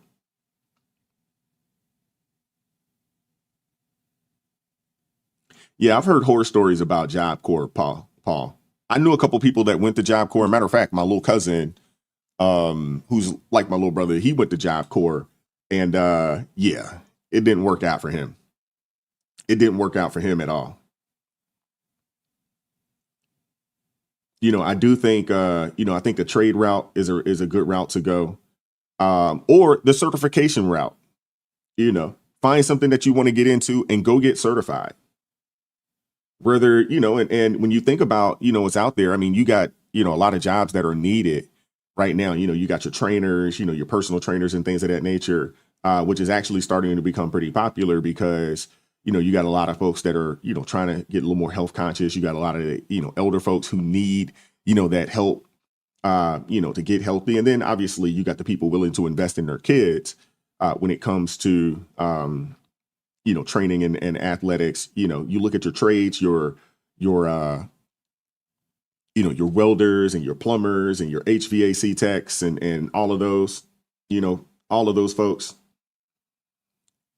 Those people make pretty good money, and going the military route. Now, I'm one of those, I don't necessarily tell people, hey, go in the military and make it a career. But I do think, if you're still trying to figure out life and trying to figure out what you want to do with yourself, I think joining the military and doing, 4 or 5 years, in the military or so, I think that's a good placeholder, for your life. And it will give you some time. And if you go at it the right way and understand that, hey, I'm only doing, my one term, for most people, it's 4 years. Depending on the job you have, it could be 5 years because they'll add on, that extension, that 1 year extension to depending on what your job is. Look at that. A. Dunn said, not with World War III. Hey, if World War III happens, you can count on the draft. Folks going to go no matter what. If that happens, you could almost count on a draft coming.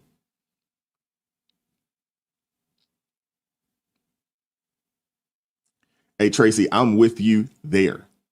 I am with you there. Find somebody and get on their team. Get on their team and start building families. And that's the thing, Tracy, you get all these folks, and what's today, Thursday? I want to open it up. I want to open it up today. Give me a second here. I forgot today was Thursday. Give me 1 second. But you got a lot of folks, in the community talking about generational wealth and things of that nature, right? And it's really difficult to build generational wealth by yourself. It's very difficult to do that. We're not supposed to be out here navigating this world alone. We're not.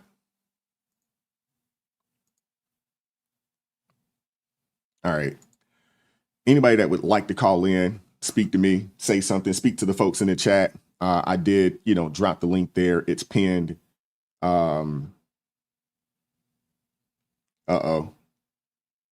Hey, we working on it, Crystal. We working on it. We are working on it. We might have to do, on one of the Wednesdays, for like maybe the first 30 minutes, we might have to do a, what's the name of that show? It was a dating show back in the day where, you had 3 contestants and they couldn't see each other. And I think the men could see the woman, but the woman couldn't see the 3 men. She had to kind of make a decision based off of some of the questions and answers that was given. I can't think of the name. Was that Love Connection? That might be it. That might be it. But I do think it's important though, man. It really is. It's really important. We need each other. Is that the dating game? Okay. Maybe we could do something like that. I think that would be pretty cool. But to be honest with you, Crystal, Atlanta is not the spot. Atlanta, I hear all the women down there. My sister's in that same boat. Oh man, there ain't no way. Atlanta is not the place. You need to be out in the Midwest somewhere. Somewhere out in the Midwest or somewhere in the South outside of Atlanta. Hey, Spaces. I got to toss that up there. He said, wait, I thought Miss Crystal got scooped up by Rolando last night.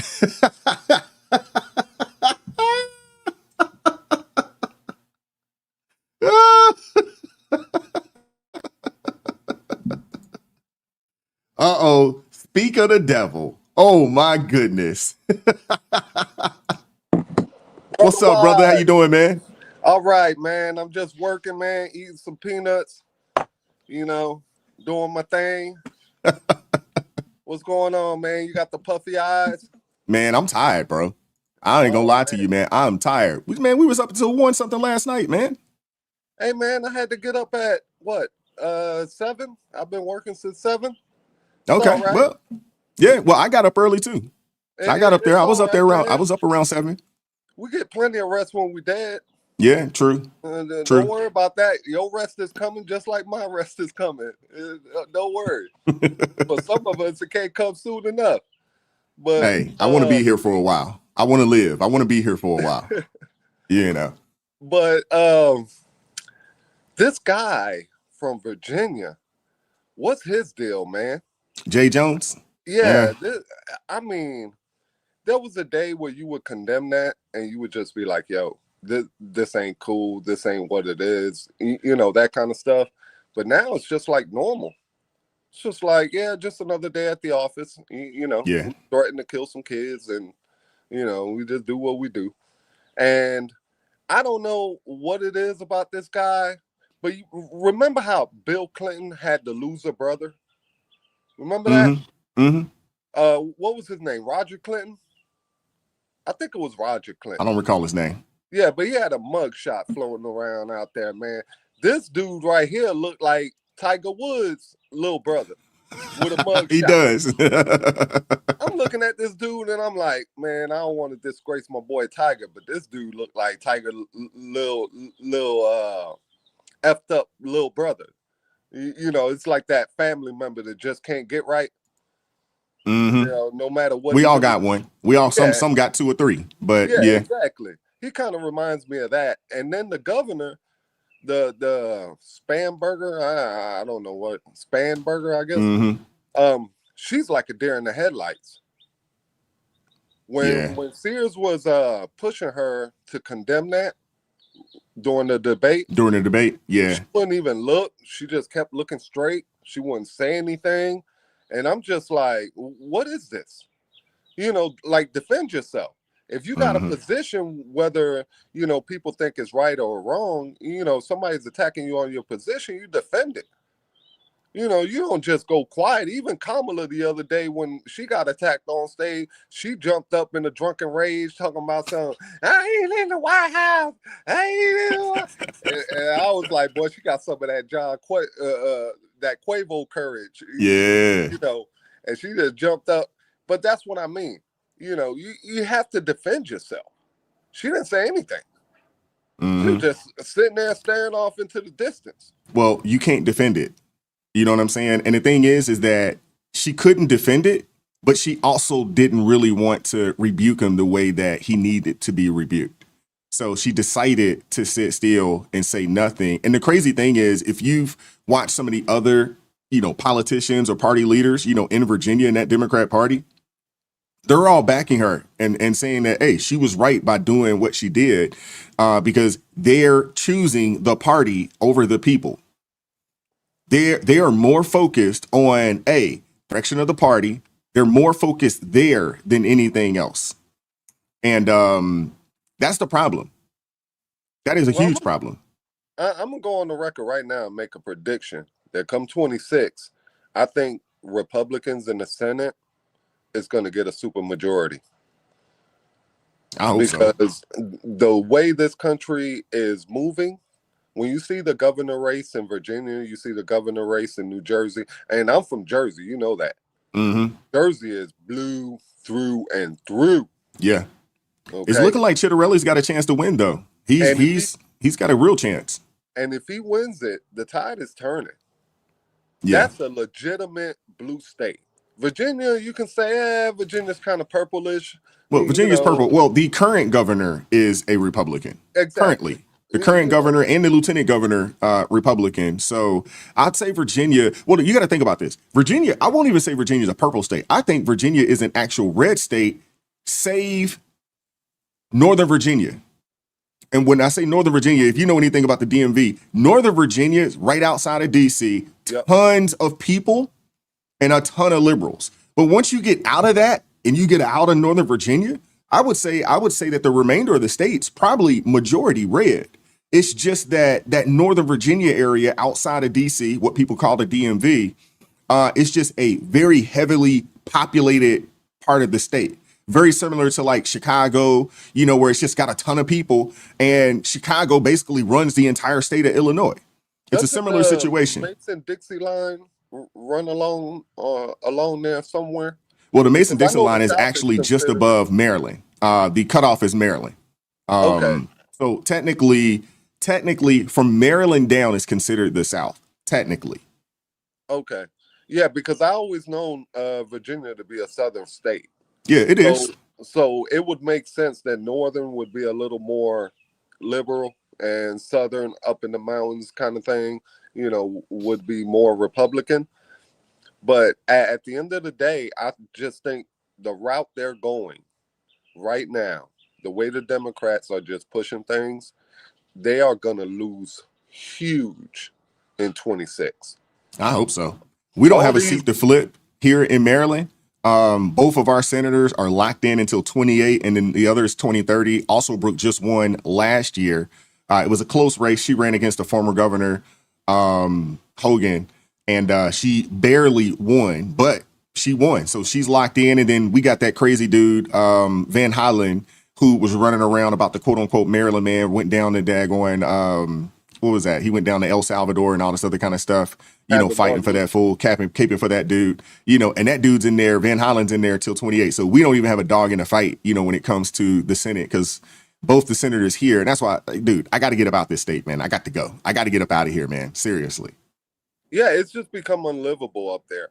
And yeah, it pretty much is. Realize that your vote is what dictates what these people can push and not push. Mm-hmm. So when I hear about taxes being 52% in California and super high in New York and all these places, you voted for that. You let that happen. Yeah. You know, I live in Florida. If you try to pass a state tax here, you're going to have a little revolution on Probably a your hands. revolt down there, you know. You know, Now, I because did hear that DeSantis is talking about removing property tax for senior citizens or after you've paid on your home for so long. I don't know if that's going to pass, but what are your thoughts on that? Well, see, it's not about whether it passes to me. Make the effort. Crunch the numbers.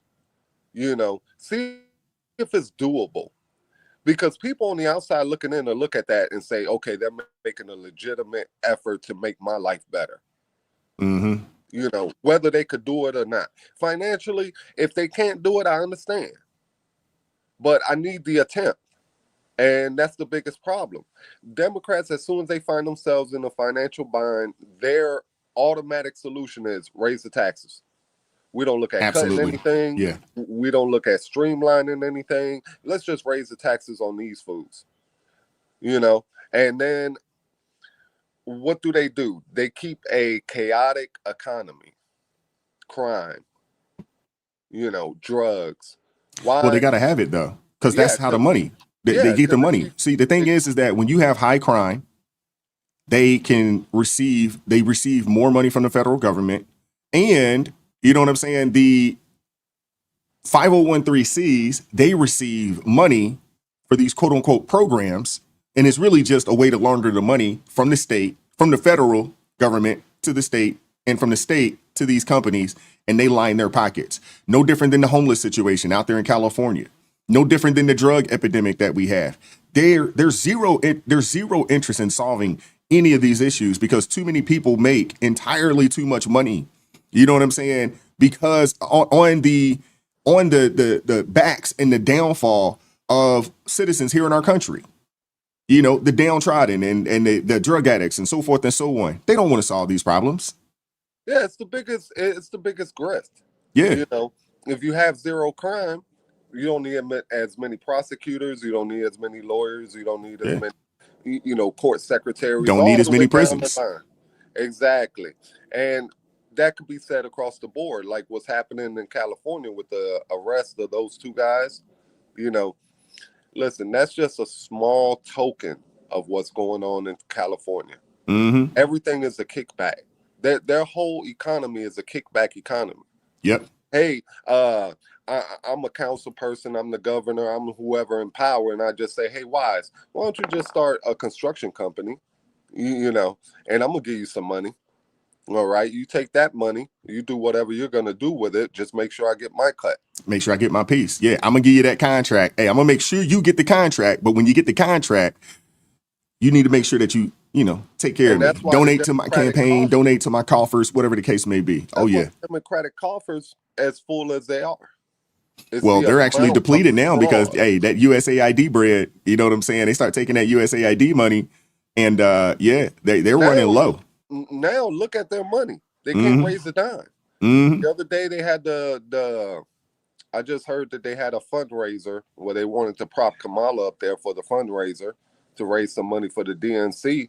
And freaking one donor, high dollar donor, sent a scathing letter just with all types of expletives in it, you know, basically saying, I ain't giving y'all nothing after this, you know, crap show that y'all put on during the election and all this. Because a lot of their high dollar donors feel like they got ripped off in that election. They were being told one thing while another thing was happening. Hey, Kamala's going to win Iowa. That's when I knew they was reaching. I was like, Iowa? Cornfield, Iowa? No, man, that's Trump country. Mm-hmm. Dude, think about this. They spent, I think the number was like 1.3 or 1.5 billion dollars. Also, remember, net 20 million negative after it was all said and done. Yeah. And they were down. You know what I'm saying? They were in the red. Dude, a lot of that money went to consultants. All these different little consultant companies and things of that nature that popped up to quote unquote help this woman win.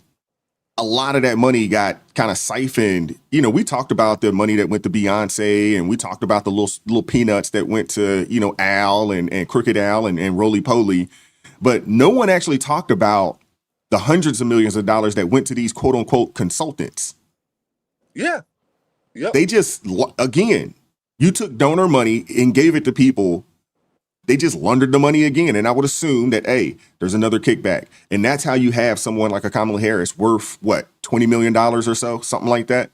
It's crazy. Well, it tells you Wise during this election. One thing I did find out that was very interesting is that I could get my own Roland Martin and Al Sharpton for about $500,000.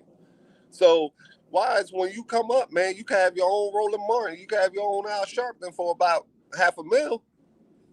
Well, you got a lot of people willing. You got willing participants out there. You got people that are willing to sell it out, to sell themselves to the highest bidder. I mean, you see it even in the churches. You know, you see a lot of these pastors, you know, they may be new and on the come up and they haven't received any money yet. But they're talking a certain way because they're hoping that somebody sees it and recognizes it and say, hey, he down. You know, he's down. All right, let's put that money in his pocket and we'll own him. And because he is a willing participant in this, or, you know, what some would call maybe a useful idiot, you know, in all of this. You know, you got a lot of people out there willing to sell themselves. They're paying $8,000 a month to influencers. Did you hear that story? Yeah, I heard about that. So, yeah, what you're saying is 100% correct. You know, they will. Somebody had said that about me last year. And they said that, well, not just myself, but a few others. It was like, man, Trump's paying y'all. I was like, man, Trump ain't sent me $1. I hadn't received $1 from any of these folks. And to be honest with you, you know, last year especially, man, we wasn't getting the love like that on social media and stuff like that. They wasn't giving us the love like that. Well, see, I think before, you know, I think black men will be the first ones to wake up before black women, you know, when it comes to Trump. Because at the end of the day, even the most ghetto people in the world have to admit that Trump has done more for black people than Obama has ever done. With giving to the HBCUs, okay? He's pardoning rappers of all people. Let me tell you, if he's the Nazi, the Klansman, how you the Nazi and the Klansman and you pardon Kodak Black, the blackest dude on the planet?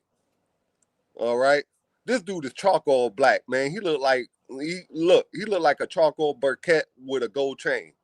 Well, it's not even just that, bro. It's not even just the pardons. When you think about the First Step Act, that helped get a lot of brothers and sisters released, you know, out of prison early who had these sentences. I know people, you know, who are released from prison. You know what I'm saying? That I know someone personally that had a 30-year sentence, and they're out now and received that 30-year sentence not too long ago, back in 2000 and I guess maybe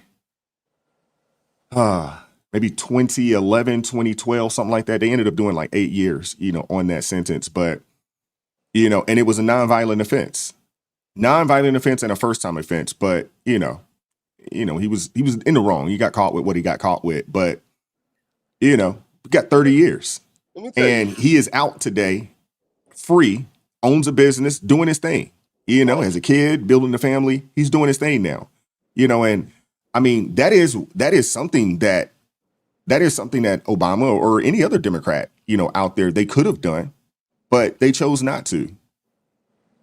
You're absolutely right. And the thing is that racism line is only going to take you so far. For example, Judge Joe Brown, I was listening to an interview he did. That's my guy right there. I like Judge Joe Brown, man. He is a wealth of knowledge, and people really need to read and listen to more of what he's got to say. Because this brother right here will open your eyes to really, really what's going on behind the scenes. And when he was asked, hey, do you think Trump is racist? And he said, no. He said, I was in New York. He said Trump would just walk in, you know, no bodyguards, no nothing, you know, hanging out with the brothers. Judge Joe Brown said he came in one night and he didn't know Trump at the time. He said, but Trump was in there basically hanging out with everybody, you know, just being one of the fellas. And Judge Joe Brown says, who's that guy? He's like, yeah, that's some local billionaire we got around here, dude named Trump. You know, and this same racist funded Jesse Jackson's run for president, Yeah. All right. Paid for his headquarters, different headquarters all across the country. Mm-hmm. All right. Gave away literally a loan to black businessmen who were shut out of banks who didn't want to loan them money for the business. So he wrote him a check for over $1 million. This is what Judge Joe Brown said. This ain't my words. Yeah, I've heard that story. I watched that Yeah. video. And Yeah. and I really want your audience to hear this because he gave these guys the loan and then told them they didn't have to pay it back. So essentially it was a gift. Mm-hmm. Okay. So at the end of the day, Trump was doing things for black people long before he ever decided to run for anything political. Mm-hmm. And Judge Joe Brown also explained what was behind the Central Park Five, which was very interesting from the way Judge Joe Brown said it happened, because he lived it, to what CNN portrays on the media. They make it seem like he just took out some racist ad in the paper and was just, hey, these guys did this and that. But when Judge Joe Brown says it, he says, yeah. He said basically a couple of the kids admitted to it, confessed. One of the kids' father took him down to the police station. So there was more in the story than what CNN was trying to paint it out to be. See, they try to streamline that story into their narrative. Oh, of course. Well, the other thing, even with that situation, they never actually talk about the fact that at the time, the governor of New York was a Democrat. The mayor of New York City was a Democrat.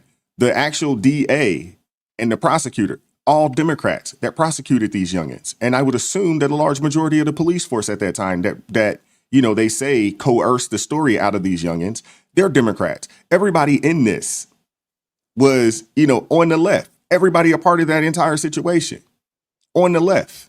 But some kind of way, they found a way to blame and say, hey, it's Trump's fault.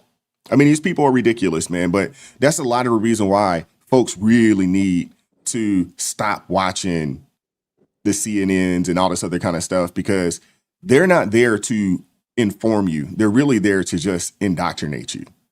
They're not there to give you the truth. They're not there to educate, or inform. They're just there simply to indoctrinate. And at this point, man, they should just call themselves what they are. They are the media wing or media arm of the Democratic Party. They should just call themselves exactly what they are. They are not fair and non-biased.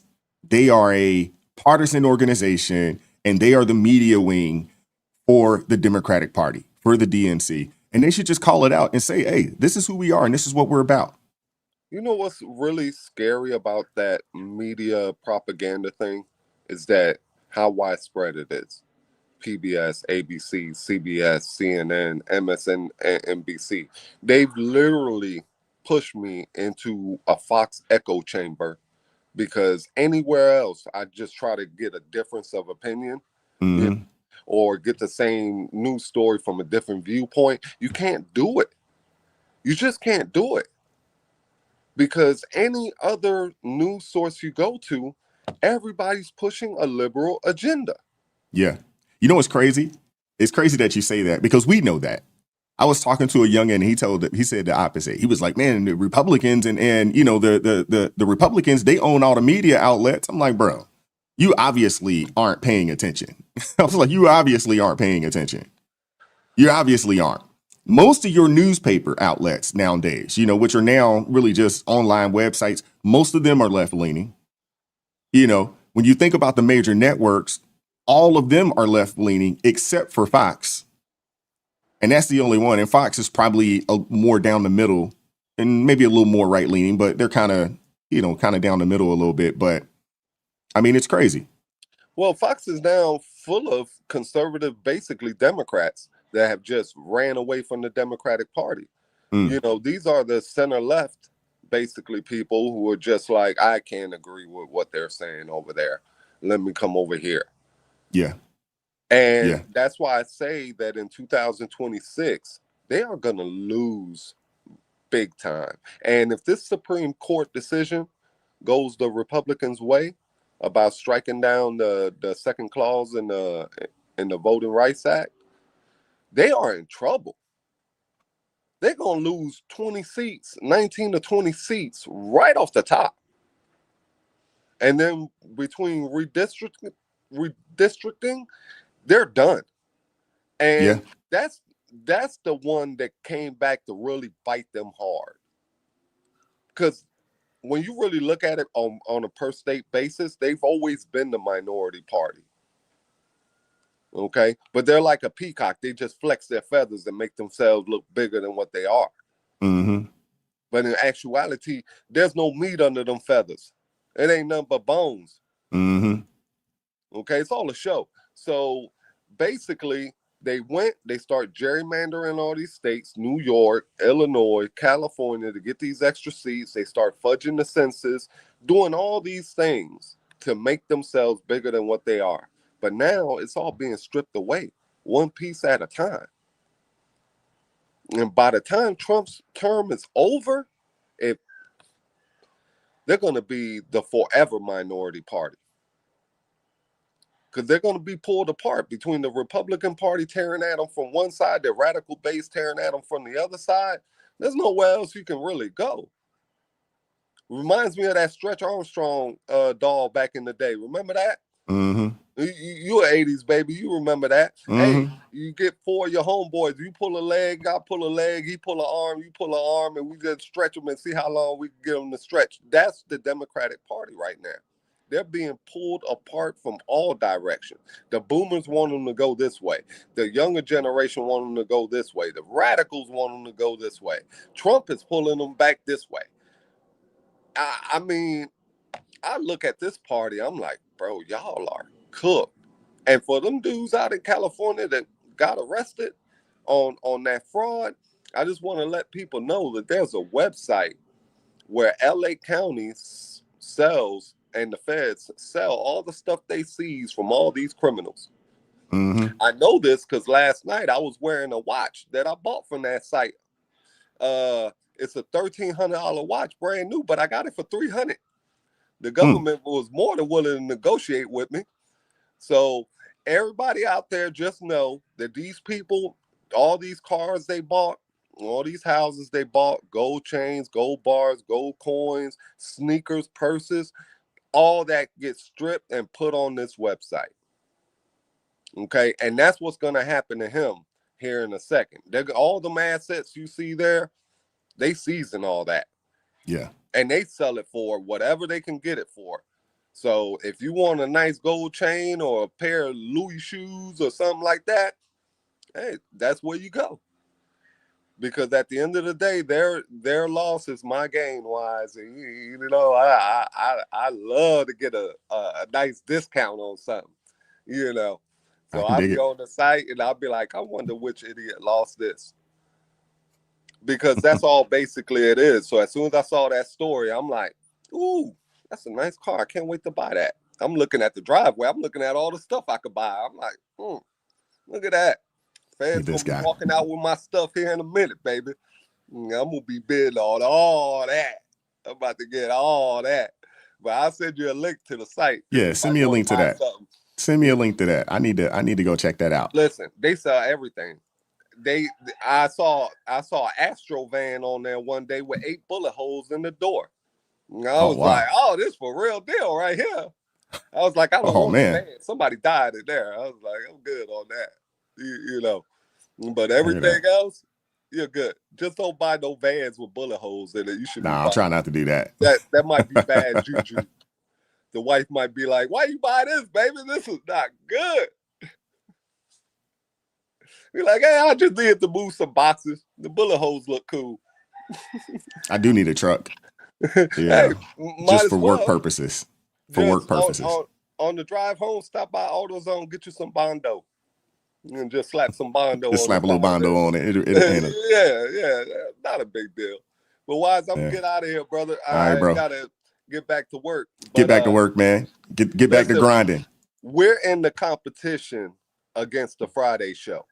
I just want to say that. Okay. So to the audience down there, y'all need to come support the Wednesday show, okay? Because we actually got jokes and jokes and jokes. All right. So if you want to have some fun, come check us out. Wise, the crew, everyone, definitely come. Look how puffy his eyes was. He was laughing last night. Yeah. All right. He had a good time. He I had a got good time. off. And the wife was like, don't ever do that again. I get it. But we're going to take down the Friday show and viewership.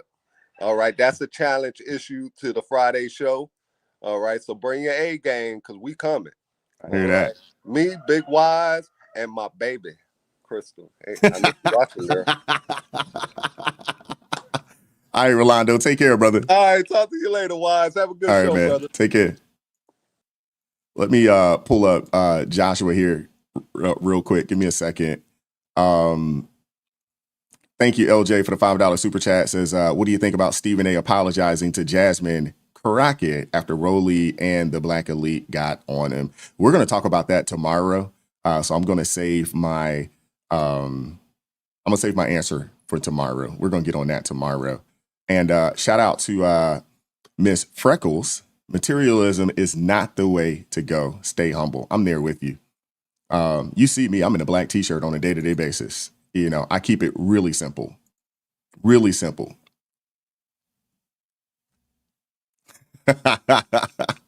Hey, Crystal, Rolando trying to put his bid in. Come on now. Let me pull up Joshua. What's up, brother? Can you hear me? Man, y'all sure can. Can you hear me? I can hear you well. How you doing I've this been trying to get on this your morning, show brother? for a while, man. I'm doing good. Awesome, I'm man. trying to be the youngin' on your show. You always had these old heads on here. Let me be the youngin' on here. I just turned 40, so I don't know if I can really say that anymore. Hey, man, you up there with me then. You in your 40s. Yeah, I guess I can say that. I don't like hearing it, but you know, Hey, that's a I blessing, play man. drums, so my nephew called me for a gig. I'm like, how's my nephew calling me for a gig? Ooh, Look at so I that. feel Come do something for me. That's exactly what he said. He texted me, "Hey, Ark, I need you for a gig up in Columbus." Also, I got to, represent the Midwest. Let me get in my car real quick. All I don't right. see a lot of people in the Midwest on your show either. I don't know what's going on with that, but we're going to try Yeah, to I mean, change we that. have a decent amount of people in the Midwest that, watch the show. But it seems like most of the folks,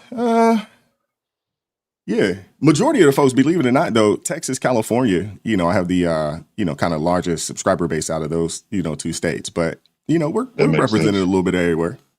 We'll take it. We'll take it. Man, and they brought up the point with Jasmine Crockett and Stephen A. He's like, man, I'm going to talk about it tomorrow. I was like, I kind of wanted to see your point of view on that because I had a discussion with my boy. He's from California. He lives here in Ohio. And he's not a fan of Stephen A. He just he's fake. He don't support black people and talking about the history of Stephen A. I don't play sports. I'm 6'5". I did not play basketball, so I'm almost a disappointment to my father. Look, you give me the look right now. See, he's like, bro, Hey, I don't have a problem with it. My son is 6'7", don't play basketball. Really? So, yeah. He did play sports. He played football, and he was a wrestler.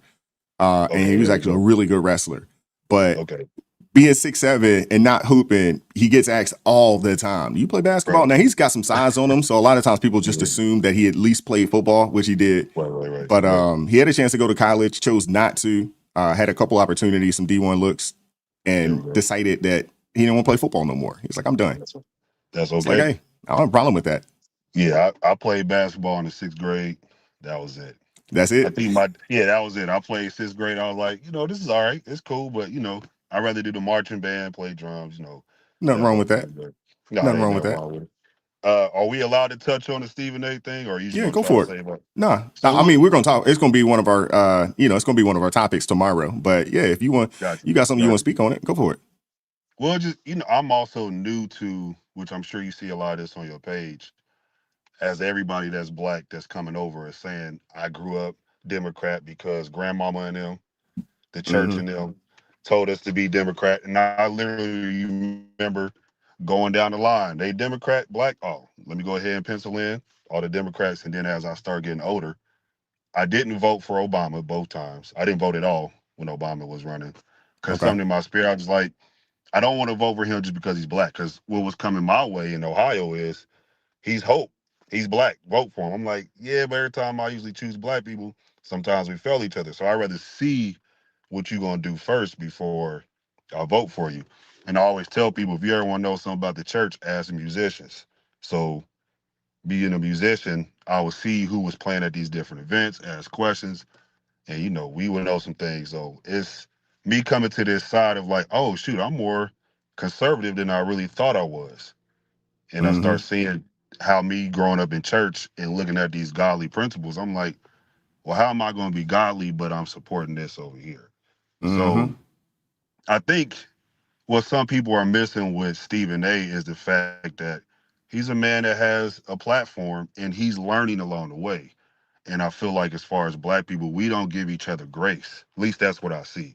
We don't give each other grace to like learn along the way. We think because you up front or you say something, we got to take you down off the ladder. And I don't really agree with that.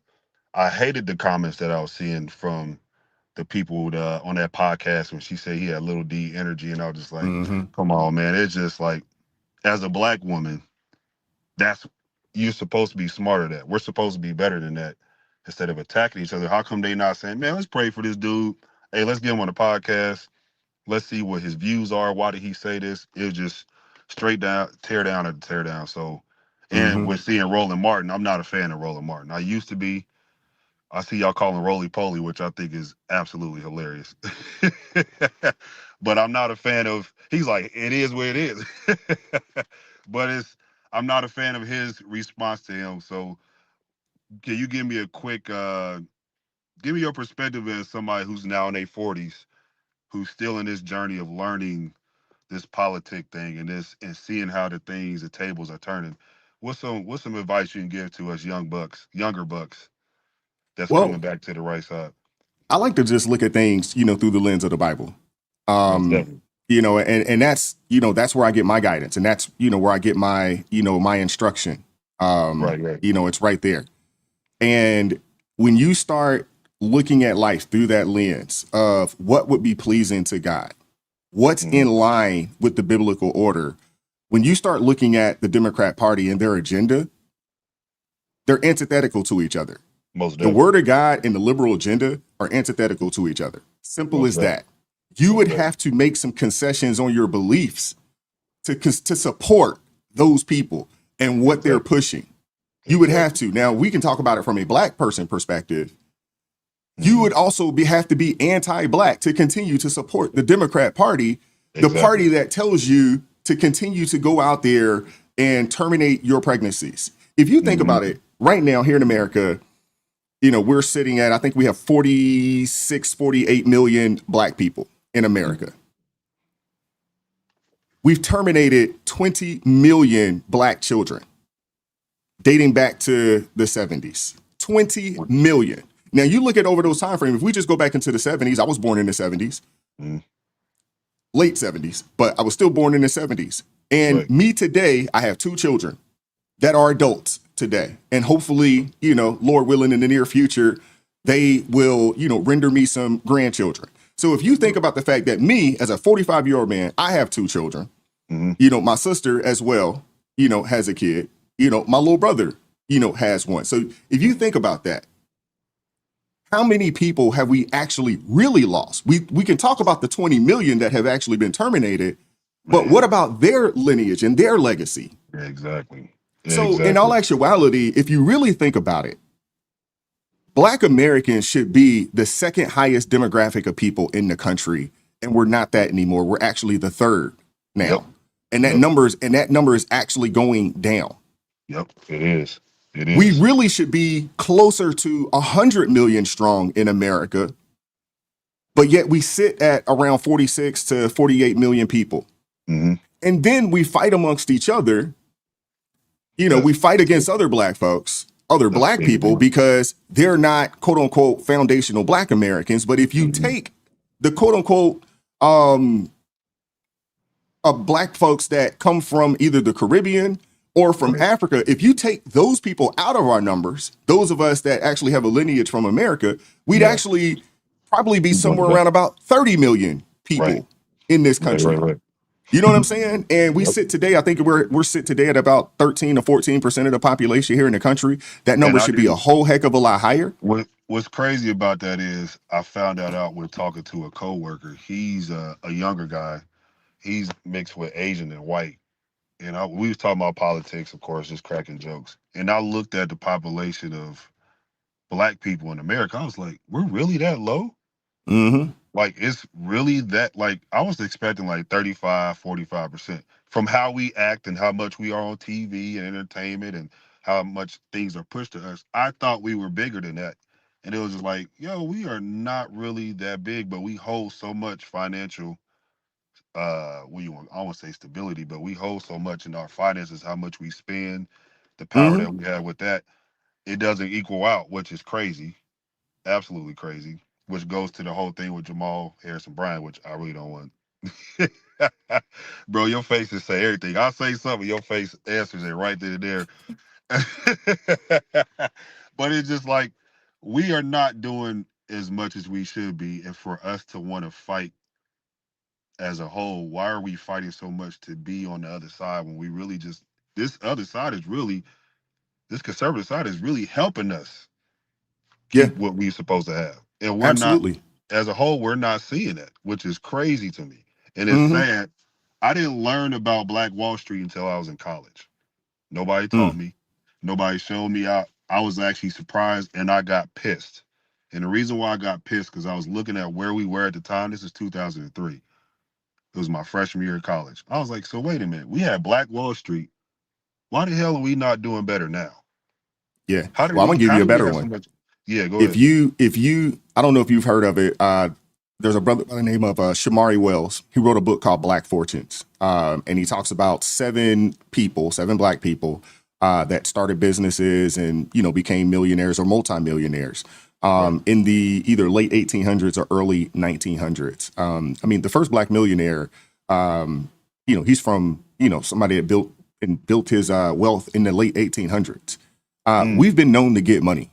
And when Yes, you think man. about, this brother right here, over my shoulder, Booker T. Yes, sir. Washington, and if you've read his book, Up From Slavery or The Negro in Business, and we've had people say, this is the blueprint. Yep. The blueprint is this. And honestly, it goes right back to the Bible. We need family. We need to get married. Yep. The men need the women and the women need the men. And we need to raise our children up in that nuclear environment. Yeah. That is the best life. Because the reality of it is this. When you think about who the people are in America that actually has money, the married people are the wealthiest people in the country. They have the highest household incomes. Yep. And that's even if only one individual works. So even if one person works, married couples still have the highest income in the country. That's wild. Think about that. Think I'm about thinking that. as you're saying it, I'm thinking about my family on my mom's side. My mom passed 5 years ago, so I moved from Cincinnati to Columbus, Ohio. And so, as when somebody passes, I'm the only child. I have no siblings, no kids. So this whole process has been crazy. But as I was going through that, I was seeing how my mom's siblings had somebody else to lean on. I'm looking at their finances. I'm like, everybody that's under my grandmother that's married, they're doing well. Mm-hmm. So I'm like, how do I take that and apply it to what God has been showing me, and then not get into these I don't know if you have them, these arguments with family and friends about your stance politically. Have you found yourself in, like, do you hold off like, I'm not gonna do this with you, Uncle Joe, because last time at the barbecue I almost wanted to punch you in your nose? So how do you navigate your political views with your with your family? That's a good question. My uncles are different. Okay. We can have conversations. One of my uncles actually is in agreement with me. My other uncle, he calls himself an independent, but he still continues to vote Democrat. We've had a multitude of conversations, and sometimes we end up just agreeing to disagree. His issue isn't so much with the conservatives or the Republican Party. He's a believer in the Word of God, and he does believe in a conservative lifestyle. He just dislikes Trump. So, and that's a difference. He dislikes Trump in comparison to the actual Republican Party in that sense. When it comes to like my siblings, I'm the oldest in my family. I have two other siblings. They're both younger than me. They see me. If I am the one that they do call when they want to ask questions about what's going on politically. I am the one that they do call. Right. Yeah, my younger brother, I think he is, like a lot of young folks, because he's, young 30s. He's still trying to figure life out, and he really doesn't know. But I've had some conversations with them just to kind of give them some insight and some wisdom. But growing up, we never had political conversations growing up. So I never was taught, hey, you're black, we vote Democrat. I was never taught that growing up. We just never had any of those types of conversations. Now, we didn't have conversations about a lot of things when I was growing up. We didn't have conversations about finances. So a lot of the things that, I learned are things that I had to learn on my own. That makes sense. Me too. Yeah, me too. So I've had conversations with my mom, and that didn't go too well. That didn't go too well. So I decided that. Why is that? What was the breakup on that one? What happened with that? Well, because we were talking about politics, and she got on Trump, and she's not a real fan of Trump either. But I think a lot of older black folks, they hadn't taken the time to really do their own due diligence, and they truly, truly still believe in what the mainstream media is telling them. And a lot of these folks, even if you tell them even if you can show it to them and tell them, they still won't believe it. It's almost like they have some form of, like cognitive dissonance or something, where even if you tell them the truth, they still don't want to believe it. It's crazy, and I've had these conversations. So, but at this point, I've just gotten to a point to where it's just like, you know what? I'm not having political conversations with you because you stand on one side. Right. I look at things completely differently, and I'm not going to have these conversations with you. My pops, on the other hand, we've been able to have better conversations, you know what I'm saying? But he's also, I guess a lot more logical and less emotional. So we've had conversations. He stands where he stands. He knows where I stand. You know what I'm saying? And then, on that side of things, as well, there are some uncles out there that, are super, one of my uncles one day I was down in Georgia, and he was like, oh, he was like, oh, you one of them. And I was like, what do you mean? He was like, you one of them black conservatives. And I was like, I am. Yeah. And then we were able to have a conversation about it. Right. And the one thing that I did appreciate is the fact that they would sit and listen. So you can say what you want to say, but not only can I come with the facts because I've been researching and I've been, reading on this, and then I can point you in a direction where you can go look it up for yourself. Now, what you do with that information, that's up to you. Yeah. And that's part of the reason why I watch you and a couple other black conservatives. I'm like, I'm not, and I call him my big bros, the one that's from LA, because he has more knowledge in the politics. He knows that I don't have as much knowledge as him. So some of these discussions, he'll ask me questions or I'll say something. He gives me the whole history. Like, he gave me the whole history of Stephen A. and all these other people. And I'm like, bro, I'm just telling you from what I see and what I know. You know what I'm saying? Like, I'm just, I don't have the history. So a lot of this stuff I stay quiet on because I'm not trying to get in an argument with anybody, for one. Two, I don't have enough knowledge to maybe even back up even what I'm saying if it's right. I just know what I've been seeing, what I've been looking at, what I've been praying about, and what I've been feeling. If I can't explain that, please give me the grace to do that. That's one problem I see with our people. We do not give, I know I said this before, we don't give each other grace. Like the grace to figure it out, the grace to make mistakes, the grace to be right, and for them to be wrong. Like, we don't have that in our community. So, of course, it's overwhelming with everybody's opinions. I feel like, at least on my end, because I'm a musician, I play all styles of music. A lot of my friends are liberal. A lot of my friends are different sexualities and stuff like that, and which is cool. And they're all very vocal about how they feel about politics. And it's just like very overwhelming, like very overwhelming. But it's most definitely a breath of fresh air coming on here, seeing somebody coming and you share both sides. You'll be like, hey, this is what they saying. This is what the other person's saying. This is what I see. Hey, like, comment, share, subscribe. I'll see y'all in the next video. I can only do what I'm supposed to do. I think a lot of our problem is that we live in these echo chambers and we don't go and listen to the other side. And I like to listen to the other side. I like to showcase it. And then I can say, hey, this is where they're off.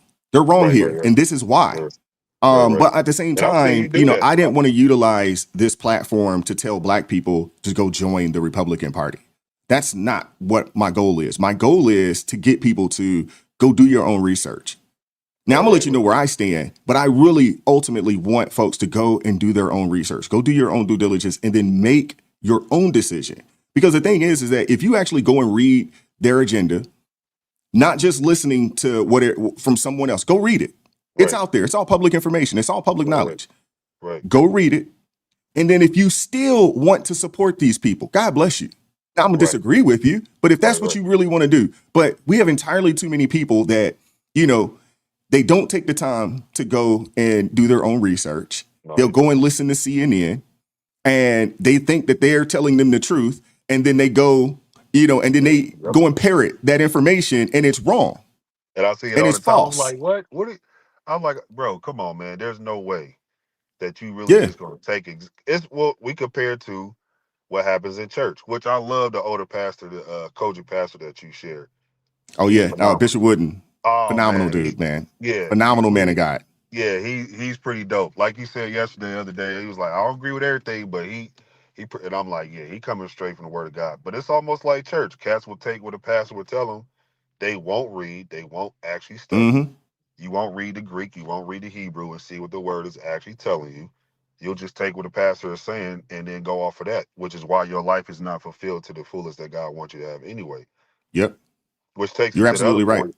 Yeah. So me saying that I grew up playing drums all my life. My dad, he pretty much was one of the most prominent piano players in Ohio for a lot of gospel artists like Kurt Franklin, Yolanda Adams. Anytime anybody would come through Ohio or basically Cincinnati, they would hit my dad up. So I grew up behind the scenes, meeting and seeing all these people.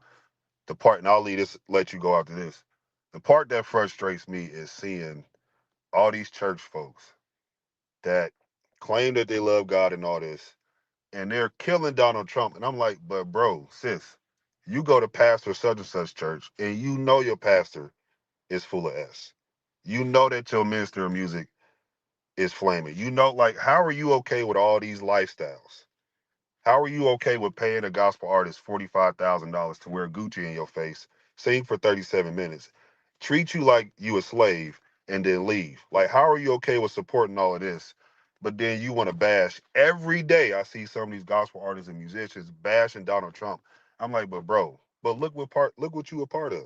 I don't Yeah. see none of y'all calling out these gospel artists that's been in the game for 30 years and never had a woman on their arm. But you want to talk about Donald Trump? Like, come on, man. Like, the hypocrisy Yeah. I see is absolutely crazy. That's the part that burns me up, though. Like, it's kind of crazy. Yeah. I I don't know if you you. watch I think his name is John Amanchukwu. John Amanchukwu, Pastor John Amanchukwu. That's Bishop Wooden's son-in-law. I know about him because of you. And he has come out and said that I think the number he threw out there was like maybe 80% of a lot of these churches are basically apostate churches and apostate pastors. About 80%. And I would almost assume that it's probably that number might be higher. He might be being generous by saying 80. To be honest with you, because I mean, you're a musician. Now, I'm someone that just goes to church, but I'm also someone that also reads the word for myself as well, right? So when you go in and you see these places and you go in and you sit down and you start listening to these people, because I'm a firm believer that they can't help but tell on themselves. You let someone talk long enough, they will tell you who they are, what they're about, what they support. Just sit there and listen to them for a little bit. And it won't take them long either. And it won't take them long. And they will tell you, hey, I'm pro this. Who am I to say that, what a woman does, what her doctor, so forth. All the Democrat talking points. You'll hear it. It will come out. Just sit down and let them talk. And then at that point, you got a decision to make on, am I going to continue to stay here and support this? Or am I going to get up and go up out of here? I'll do you one better than that. When I was growing up in Dayton, I played at one of the biggest churches down there. I've seen Jesse Jackson come through our church on Sundays. I've seen Al Sharpton come through our church on Sundays. When I moved to Cincinnati for college, I was playing at a big church down there. I've seen the politicians when it's councilman time, and I see them coming up. And the reason why I left that church, I played there for 2.5 years. This is a big church. They call him Bishop. I ain't gonna say his name because I ain't trying to have him come to my. Because I'm not one of them church musicians. I'll let you have it, and I'll put it on Facebook, and I'll record it, make a poster about it, and all of that. So, but I remember being at this church, man. I told my boy about it earlier, and I was sitting there listening to this pastor. He was on the radio. He had a radio show. He will be on TV downtown talking at the town halls and going to the council meetings. He was flying all over the place. He would talk about the community and the church. And I sat there, I was like, wait a minute. I've been here for 2.5 years. They haven't done not one food drive. They haven't done not one, let's give the homeless this. We're giving out free water. We're giving out we're buying a new car. But y'all pay Marvin Sapp to come and preach for convocation, 37,000 or whatever it is. You'll have Bishop Noel Jones. So when I realized that, I was like, man, I can't do it. Like this, I'm being a hypocrite by supporting and then playing drums and taking a check here. I literally gave them my 2 weeks notice that week. Like, I'm not coming back. Like, I can't do it. Because this is not what the word of God says. Like, it's not going to work. But well, that's a lot of the reason why a lot of brothers aren't going to church like that anymore. Yeah, I'm also starting to see more, more smaller, intimate gatherings these days. And the word tells us that, one, this is kind of how we should be, because it tells us anytime that, there's 2 or 3, that's gathered in my name, he's going to be there in the midst. Right. And I think more and more people are choosing to go back to that.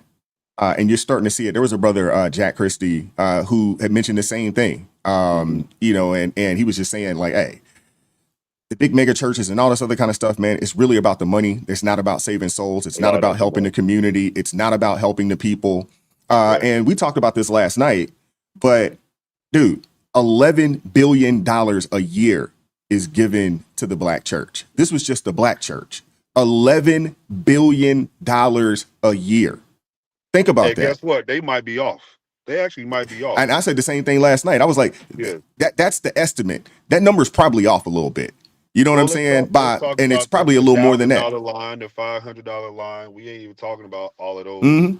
The offerings that happen. We just talking about the tithes part that they keep count of and that they know of. They don't know about all the other stuff. Yeah. And look at where our black community is. I'm also a minister too. I got in trouble at a church. I'm gonna say this and go. I preached at a church one time, and I'm one of the dudes. I come straight out the word. If this is what the Bible say, this is what God telling me to say. I'm gonna say it. I'm not gonna be hooping and hollering. I might be up here for 22 minutes. There we go. I gotta eat. My boy called me and told me he got an email because I told them it's sad that y'all spent $20,000 on these robes and y'all got the hood right across from y'all. Y'all have done nothing. That's the crazy. email was like, how does he know? Well, for one, I grew up in the church, so I know people talk. But how do y'all spend $20,000 on robes, but y'all don't do anything? Like, they're literally across the street from the Isley Brothers, where they're from. That's the hood over there. So they did nothing in that community and still don't. Yeah. Where's the after school programs? Where's the programs to help some of the homeless folks or some of the addicted folks, get off the drugs or get off the streets? All this money coming in, and they're not doing anything to help the people. Before you go, Keywan Lynette wants to know if you'd be interested in, joining a future panel. He seems silent. And it seems like the ladies, there's a few ladies in the chat. They want to know if you're single. And look at you. Look at you. You jump on here and get a fan base. Don't hit me up on Instagram. I'll respond back. All right, you heard that. Hey, seriously, I've been trying to get on and talk with you for a minute because I watch you probably every day while I'm at work. So I appreciate that, man. Big brother to me, man. And you got the beard. I ain't got my hairline. That's why I got this hat on. So I ain't got my beard together. Next time, hey, you bring me on, I have my hairline together, and I promise you. Got you. Well, shoot me an email. That way I'll have your contact information. Send it to askwisetoday@gmail. I'm about to take a note right send it now. there. askwisetoday@gmail. All right, we can do that.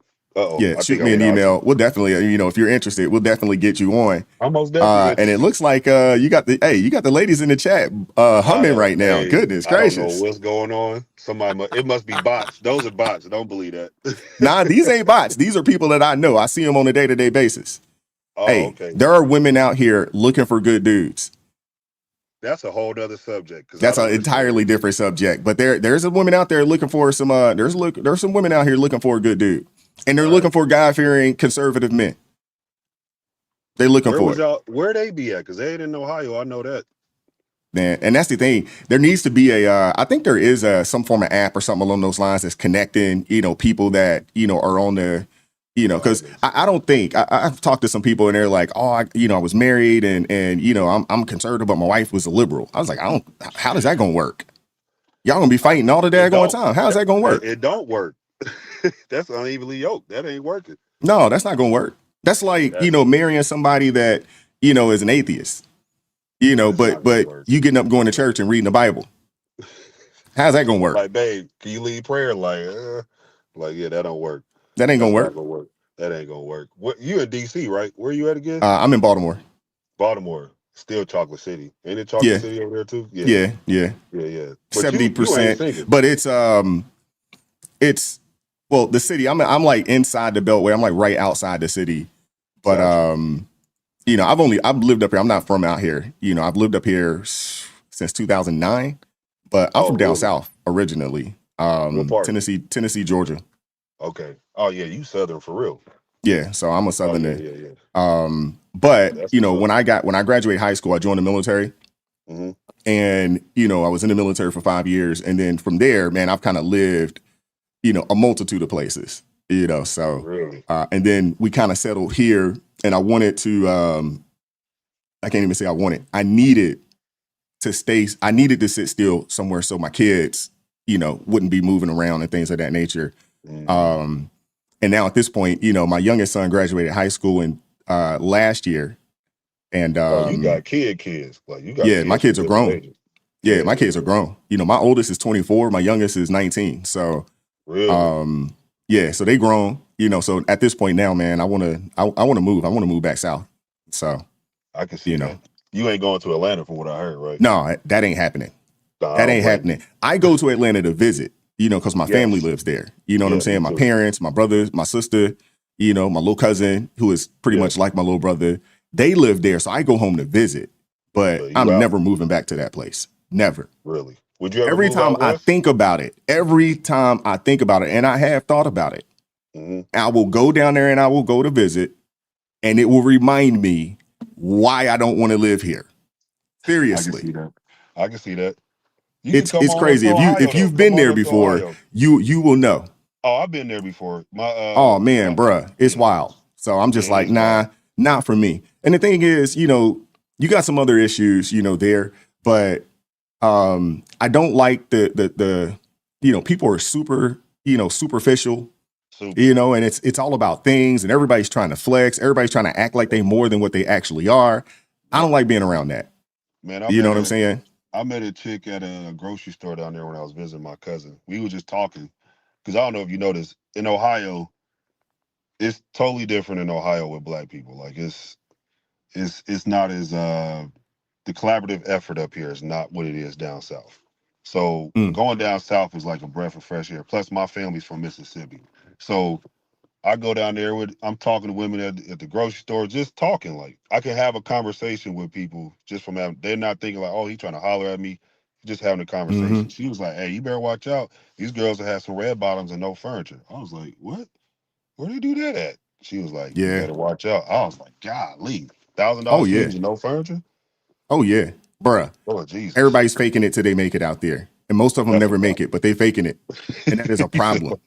That is a problem. You'll see people, bruh. You will see people at the bus stop with, Gucci down, Balenciaga's on. Like you got enough that you probably could have bought a car, but you at the bus stop.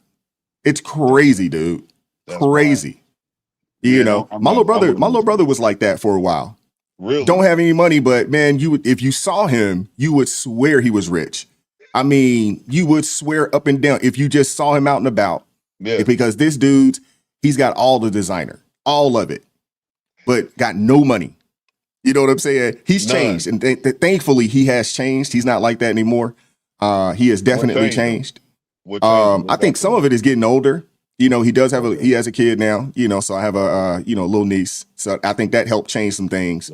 And then I think some of it is just as you get older, you kind of grow out some of these things, and you also start to realize that you spending all this money on this stuff. Don't nobody care for real.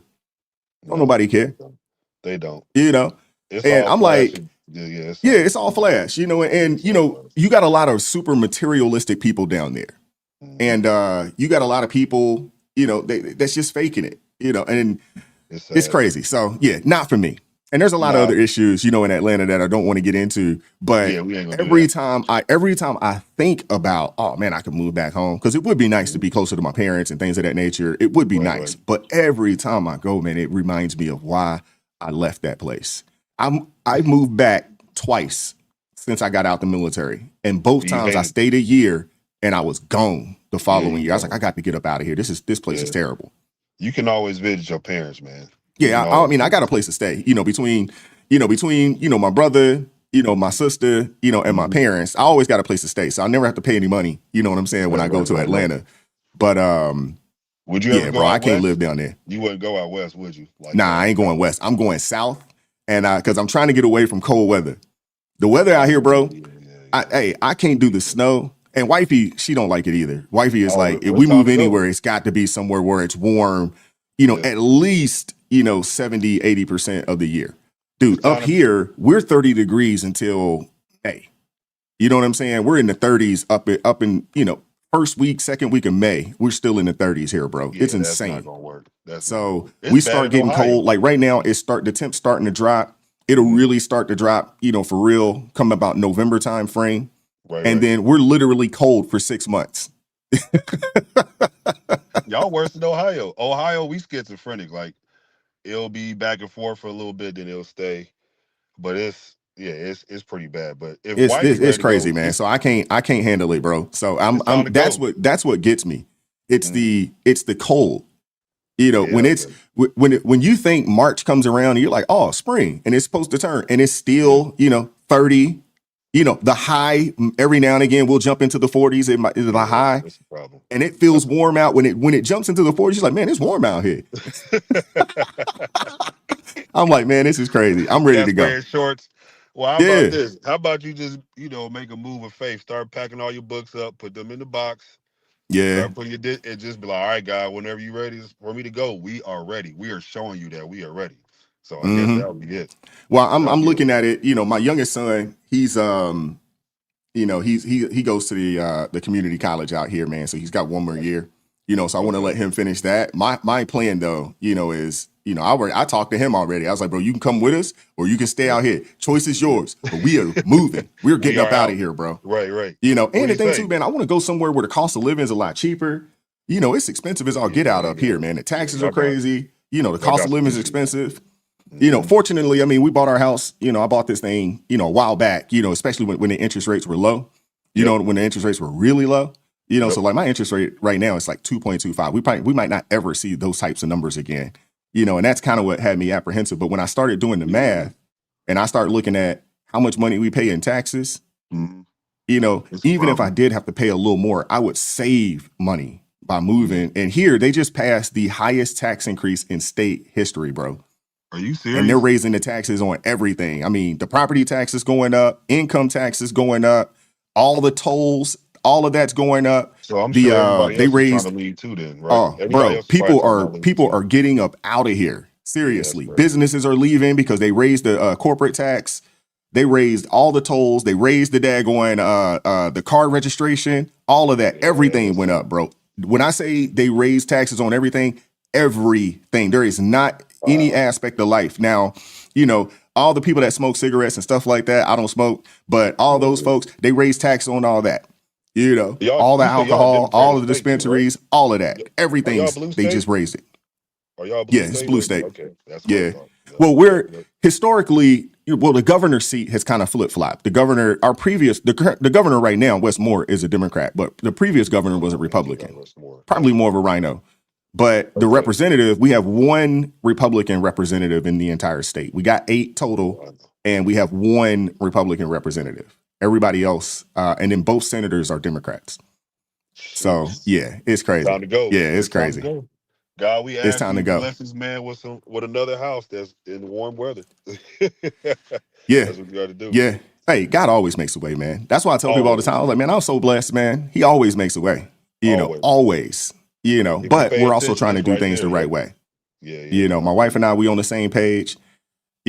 We're trying to do things the right way. And because we've been trying to do things the right way, God, man, he has been continuously blessing us. And then, we also got to be, we got to be good stewards, right?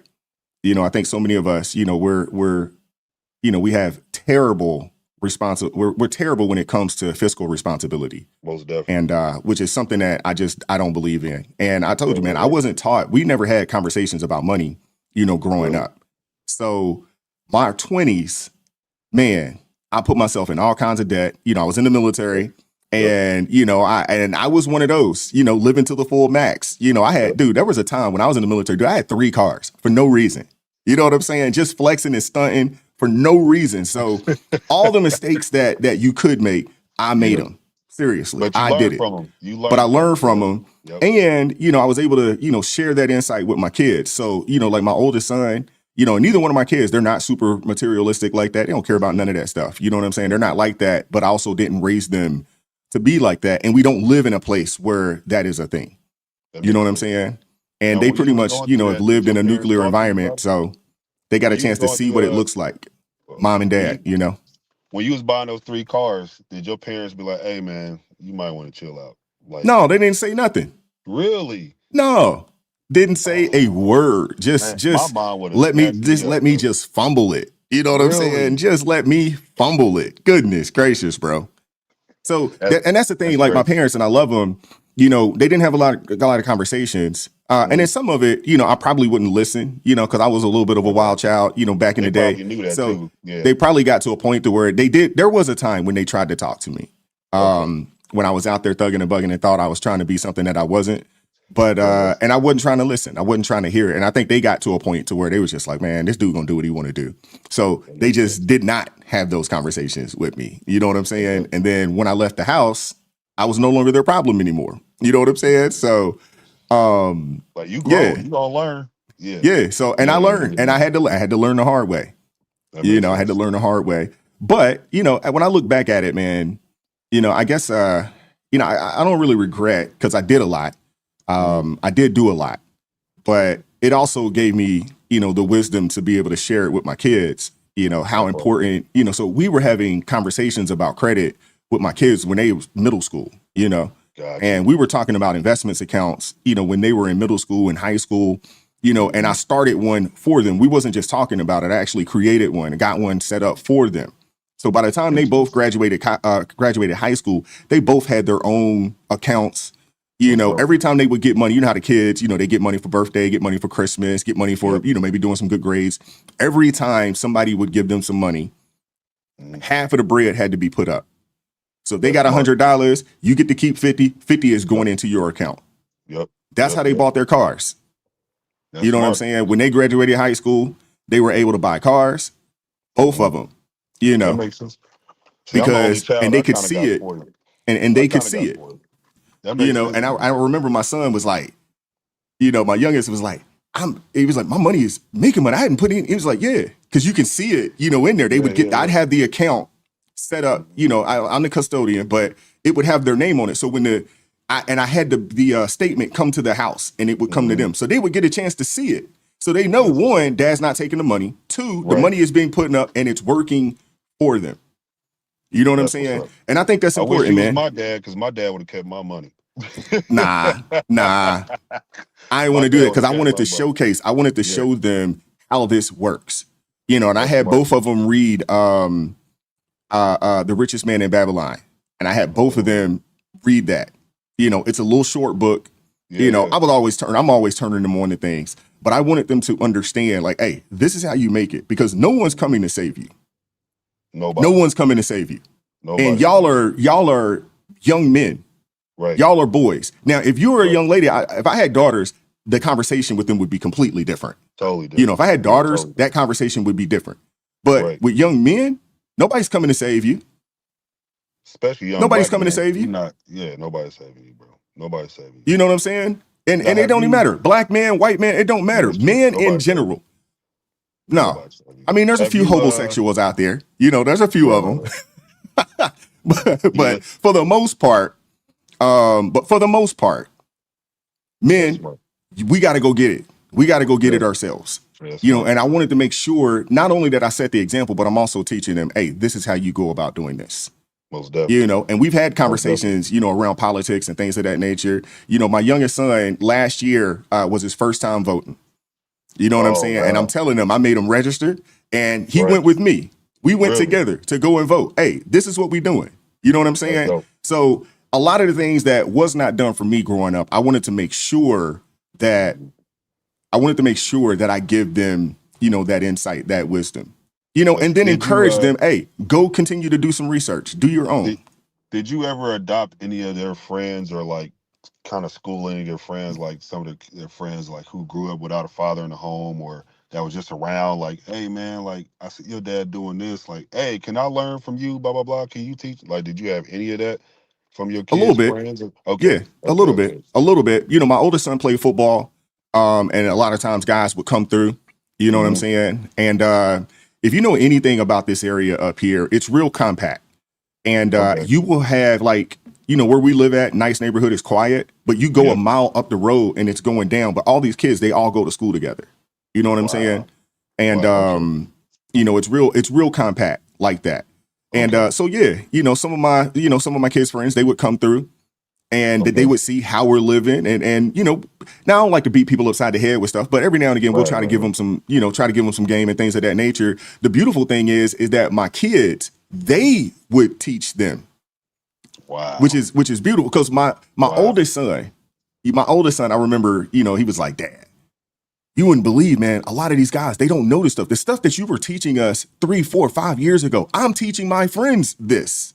Well, You know what I'm can we give saying? you congratulations on you and your wife for raising children that don't have a problem with teaching us? I used to work in schools for 10 years. So hearing about kids teaching other kids about financial stability, that's a beautiful thing. Like that's a beautiful. So Mm-hmm. congratulations to you and your wife because you can tell me being a teacher, I can see, oh, you most definitely got both your parents or a parent that cares about you. I can see that a mile away. Like You it's can tell, very, right? oh, I could You tell can, you can see it, right? Oh, I can Yeah. see it. How you tie your shoes and how you talk to me will let me know you're raised by Mm-hmm. somebody with sense or both people that have sense. Like it's very easy to tell. It's Yeah, pretty crazy. absolutely. I coach football. I coached middle school football for almost 15 years, dude. Ooh, And more power to you. within within a within the first conversation with one of my players, I could tell if dad was around or not. Most definitely. And you're absolutely right. The way they carry Yep. themselves, the way they look you in the eye when they talk to Yep. you, Yep. Yep. there's little things that you can see. And I had been doing it for so long that I could tell, like, oh, Yep. you got dad around. Yeah. Or if it's not dad, maybe you have granddad or an uncle or somebody that is there in your life. Because a lot of times it's unfortunate, a lot of these youngins, and unfortunately we have a lot of youngins that, that was on my team that just had mom. Just mine. And Yep. so we would spend time. Yeah, I'm coaching football, but I'm also teaching life. Yeah. You're Yeah. gonna Yeah. when Yeah. you leave my presence, you're gonna know when you shake that man's hand, you look that Yeah. man in his eyes. You're Yeah. gonna know Yeah. that. Yeah. And there are certain Yeah. things hey, stand up straight, fix your posture, pull your Right. pants up. You Yep. know what I'm They saying? need it. There, But there they is a need it. standard that we would set. It's And different when a man says it versus when a woman says it. I would agree with Like that. it's Yeah. totally different. Like some of the teachers will ask me because, like I said, I'm 6'5". I got a deep voice. They will, hey, can you go get Trayvon up? Yep. I'll walk in there, the whole room get quiet. Hey, what you doing? Mm-hmm. Oh, come with me. Let me talk to you real quick. Whole room quiet. They already know because I can hear the teacher yelling, or even if I'm walking down the hall, I can hear her yelling at the class. I'm like, oh, let me go in here and step in here before I take my lunch and get them together real quick. All I gotta do is stand at the Mm. door and they hitting each other. Hey, Mr. J. Oh, they started like they working. The presence of a man in the school is very, very, Yeah. very important. It's very Very, important. I've yeah. heard that there's a need for more male teachers. Oh, Um, it's but the ridiculous. problem is that it just don't pay enough, man. You know what I'm saying? For what you have to deal with, you got a lot of brothers that are like, man, I could do almost anything and earn a little more money than that, man. The sad part is the last time I taught 2 years ago. So I left a majority white school. It was in the suburb. I left there to do a promotion for a charter school, which was ran by black people, which was a black pastor. I was supposed to get like almost a $20,000 increase. I rather have stayed at the white school than I was at like it was two totally different things. Two totally. The pay was okay at the suburban school, but it was better at the black school. But because of how it was ran, I'd rather have gone to Mm. the other school. But the only thing that was beautiful about that is you get paid during the summers. That's one of the most beautiful things is that you get paid during the summer. So if you can have a summer job or do whatever you want to do or a side hustle, it's one of the most beautiful things in the world. Being a Gotcha. teacher is being a teacher or working in school, it can have its ups and downs, but one of the ups is like seeing the results of the children. Because the last 3 years I did special education. So it was like absolutely amazing. And it changed my perspective of people and the communication, which is a whole other thing we could talk about when I get on the panel. Yeah. But yeah, teaching is beautiful. If you have any like younger generational guys, black dudes like looking for somewhere to tell them, hey, work in the school first. Work in the school first, see if you like it, be a presence and see what happens because it's most definitely needed. Yo, I would agree. You know, they were trying to get me to go back and coach. I haven't coached now. It's been like 2 years. Yeah, I think it's 2. Has it been 2 years? You got the last patience season and this season is so it's been 2 years. This is 2 years, away from coaching. And I had an opportunity to, I was asked to, go coach high school, on a high school level. And when you coach, as long as I coach, like my first wave of kids are adults now. And, I'll still see them, and they're like, hey, coach, and Right. a lot of them, they're doing well, and they'll come. And it is a beautiful thing, to know that you played a role and you played a part in that. It is a beautiful thing when you see it. Sometimes either. You don't and now you don't. And a lot of times I've had people come and I'll meet them or I'll run into them somewhere, out and about, man, and they're telling me something that I told them, 10 years ago. And I'm like, man, I don't even remember telling you that. But it stuck with them. Yeah. You know what I'm saying? Yeah. So, it's rewarding. The reason why I stopped coaching, it wasn't the kids. It was the parents, bro. The parents are terrible. Oh my goodness, bro. The kids, I love the kids. Yep. The parents are awful, dude. And that did it for me. That did it for me. What did it for me is seeing I had an epiphany one day. Because one day you was talking with somebody and I was just like, man, I wish I could get on here and share this. I remember working at this school, my first school I ever worked at. And this is what let me know we have to do better as black people. I remember seeing like, the kids get dropped off by their parents in the morning, it's a whole line. And one parent, man, they opened up their door and a whole bunch of a pillow of smoke just fell out. Just nothing but smoke. And it's just nothing but weed smoke. And I'm just like, man, you really gonna chief like that with your kids in the car? In the what? Oh, yes, man. In the morning, 7:45 in the morning, dropping their kids off. All right, Day, I'll see you at 3:30. Just nothing but smoke. Like, it was just, I'm like, we got to do better. We would see that at practice. You would see fools, at practice. You out there watching practice, the kids around, and y'all burning. Like, come on, man. Really? Really? You be around the surprised kids? what people do. Yeah, man. Around it, you be surprised come what on, people man. do around it. One of my kids brought one of his mom's toys to school. Yeah. We'll talk about that on the panel. We'll talk about that. Oh, wow. He didn't know what it was. Him and a whole bunch of kids are playing with it in the middle of gym class. I had to watch somebody's gym class. They're just playing it, watching it vibrate on the ground. They didn't know what it was. Yeah, no. Yeah.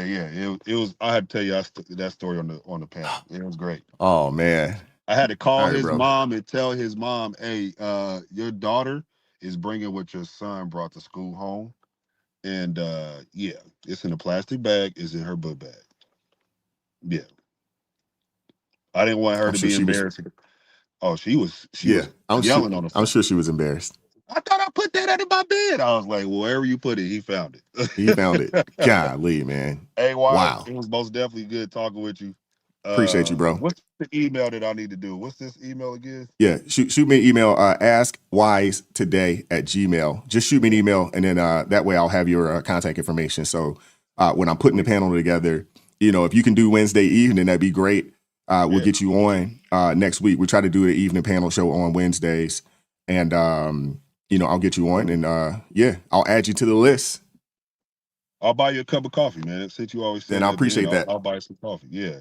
Appreciate that, man. Contribute. Yeah, man. I'm gonna get my hairline together for you. I'll be straight next time. I'll be presentable. hey, you got the ladies in the chat buzzing. I don't even want to talk about that. That's hilarious. I'm very surprised about that, but I'm humble too. Hey, I appreciate you, man. All right, Joshua. Take care, brother. Yes, sir. Peace. All right, man. That's what's up. That is what's up. Appreciate you guys, man. Shout out to LJ. Shout out to LJ with the dollar super sticker. Appreciate you, sister. And thank you guys, man, for supporting the channel, hanging out with us today. You know, we do the call-ins and things of that nature. You know, you just never know where they're going to go and how long they're going to go. You know, I think Omega asked the question, you know, about my wife and asking if my wife is black. Yes, she is. She is. You know, but whatever. I'm not going to go down there. But appreciate you guys. Appreciate you guys pulling up, man. Shout out to my Blues. Thank you guys for keeping things peaceful in the chat. You know, as always. Excuse me. Shout out to all my ARP family members. Thank you guys very much. Thank you guys very much. Appreciate you guys pulling up, man. Appreciate you guys pulling up. Be on the lookout, man. Tomorrow, panel show. Be on the lookout, man. Tomorrow, panel show. It's going to be phenomenal. It always is. And as always, man, I appreciate you guys, man. Keep God first. Stay prayed up. We'll catch up with you all. Y'all take care, man. Peace.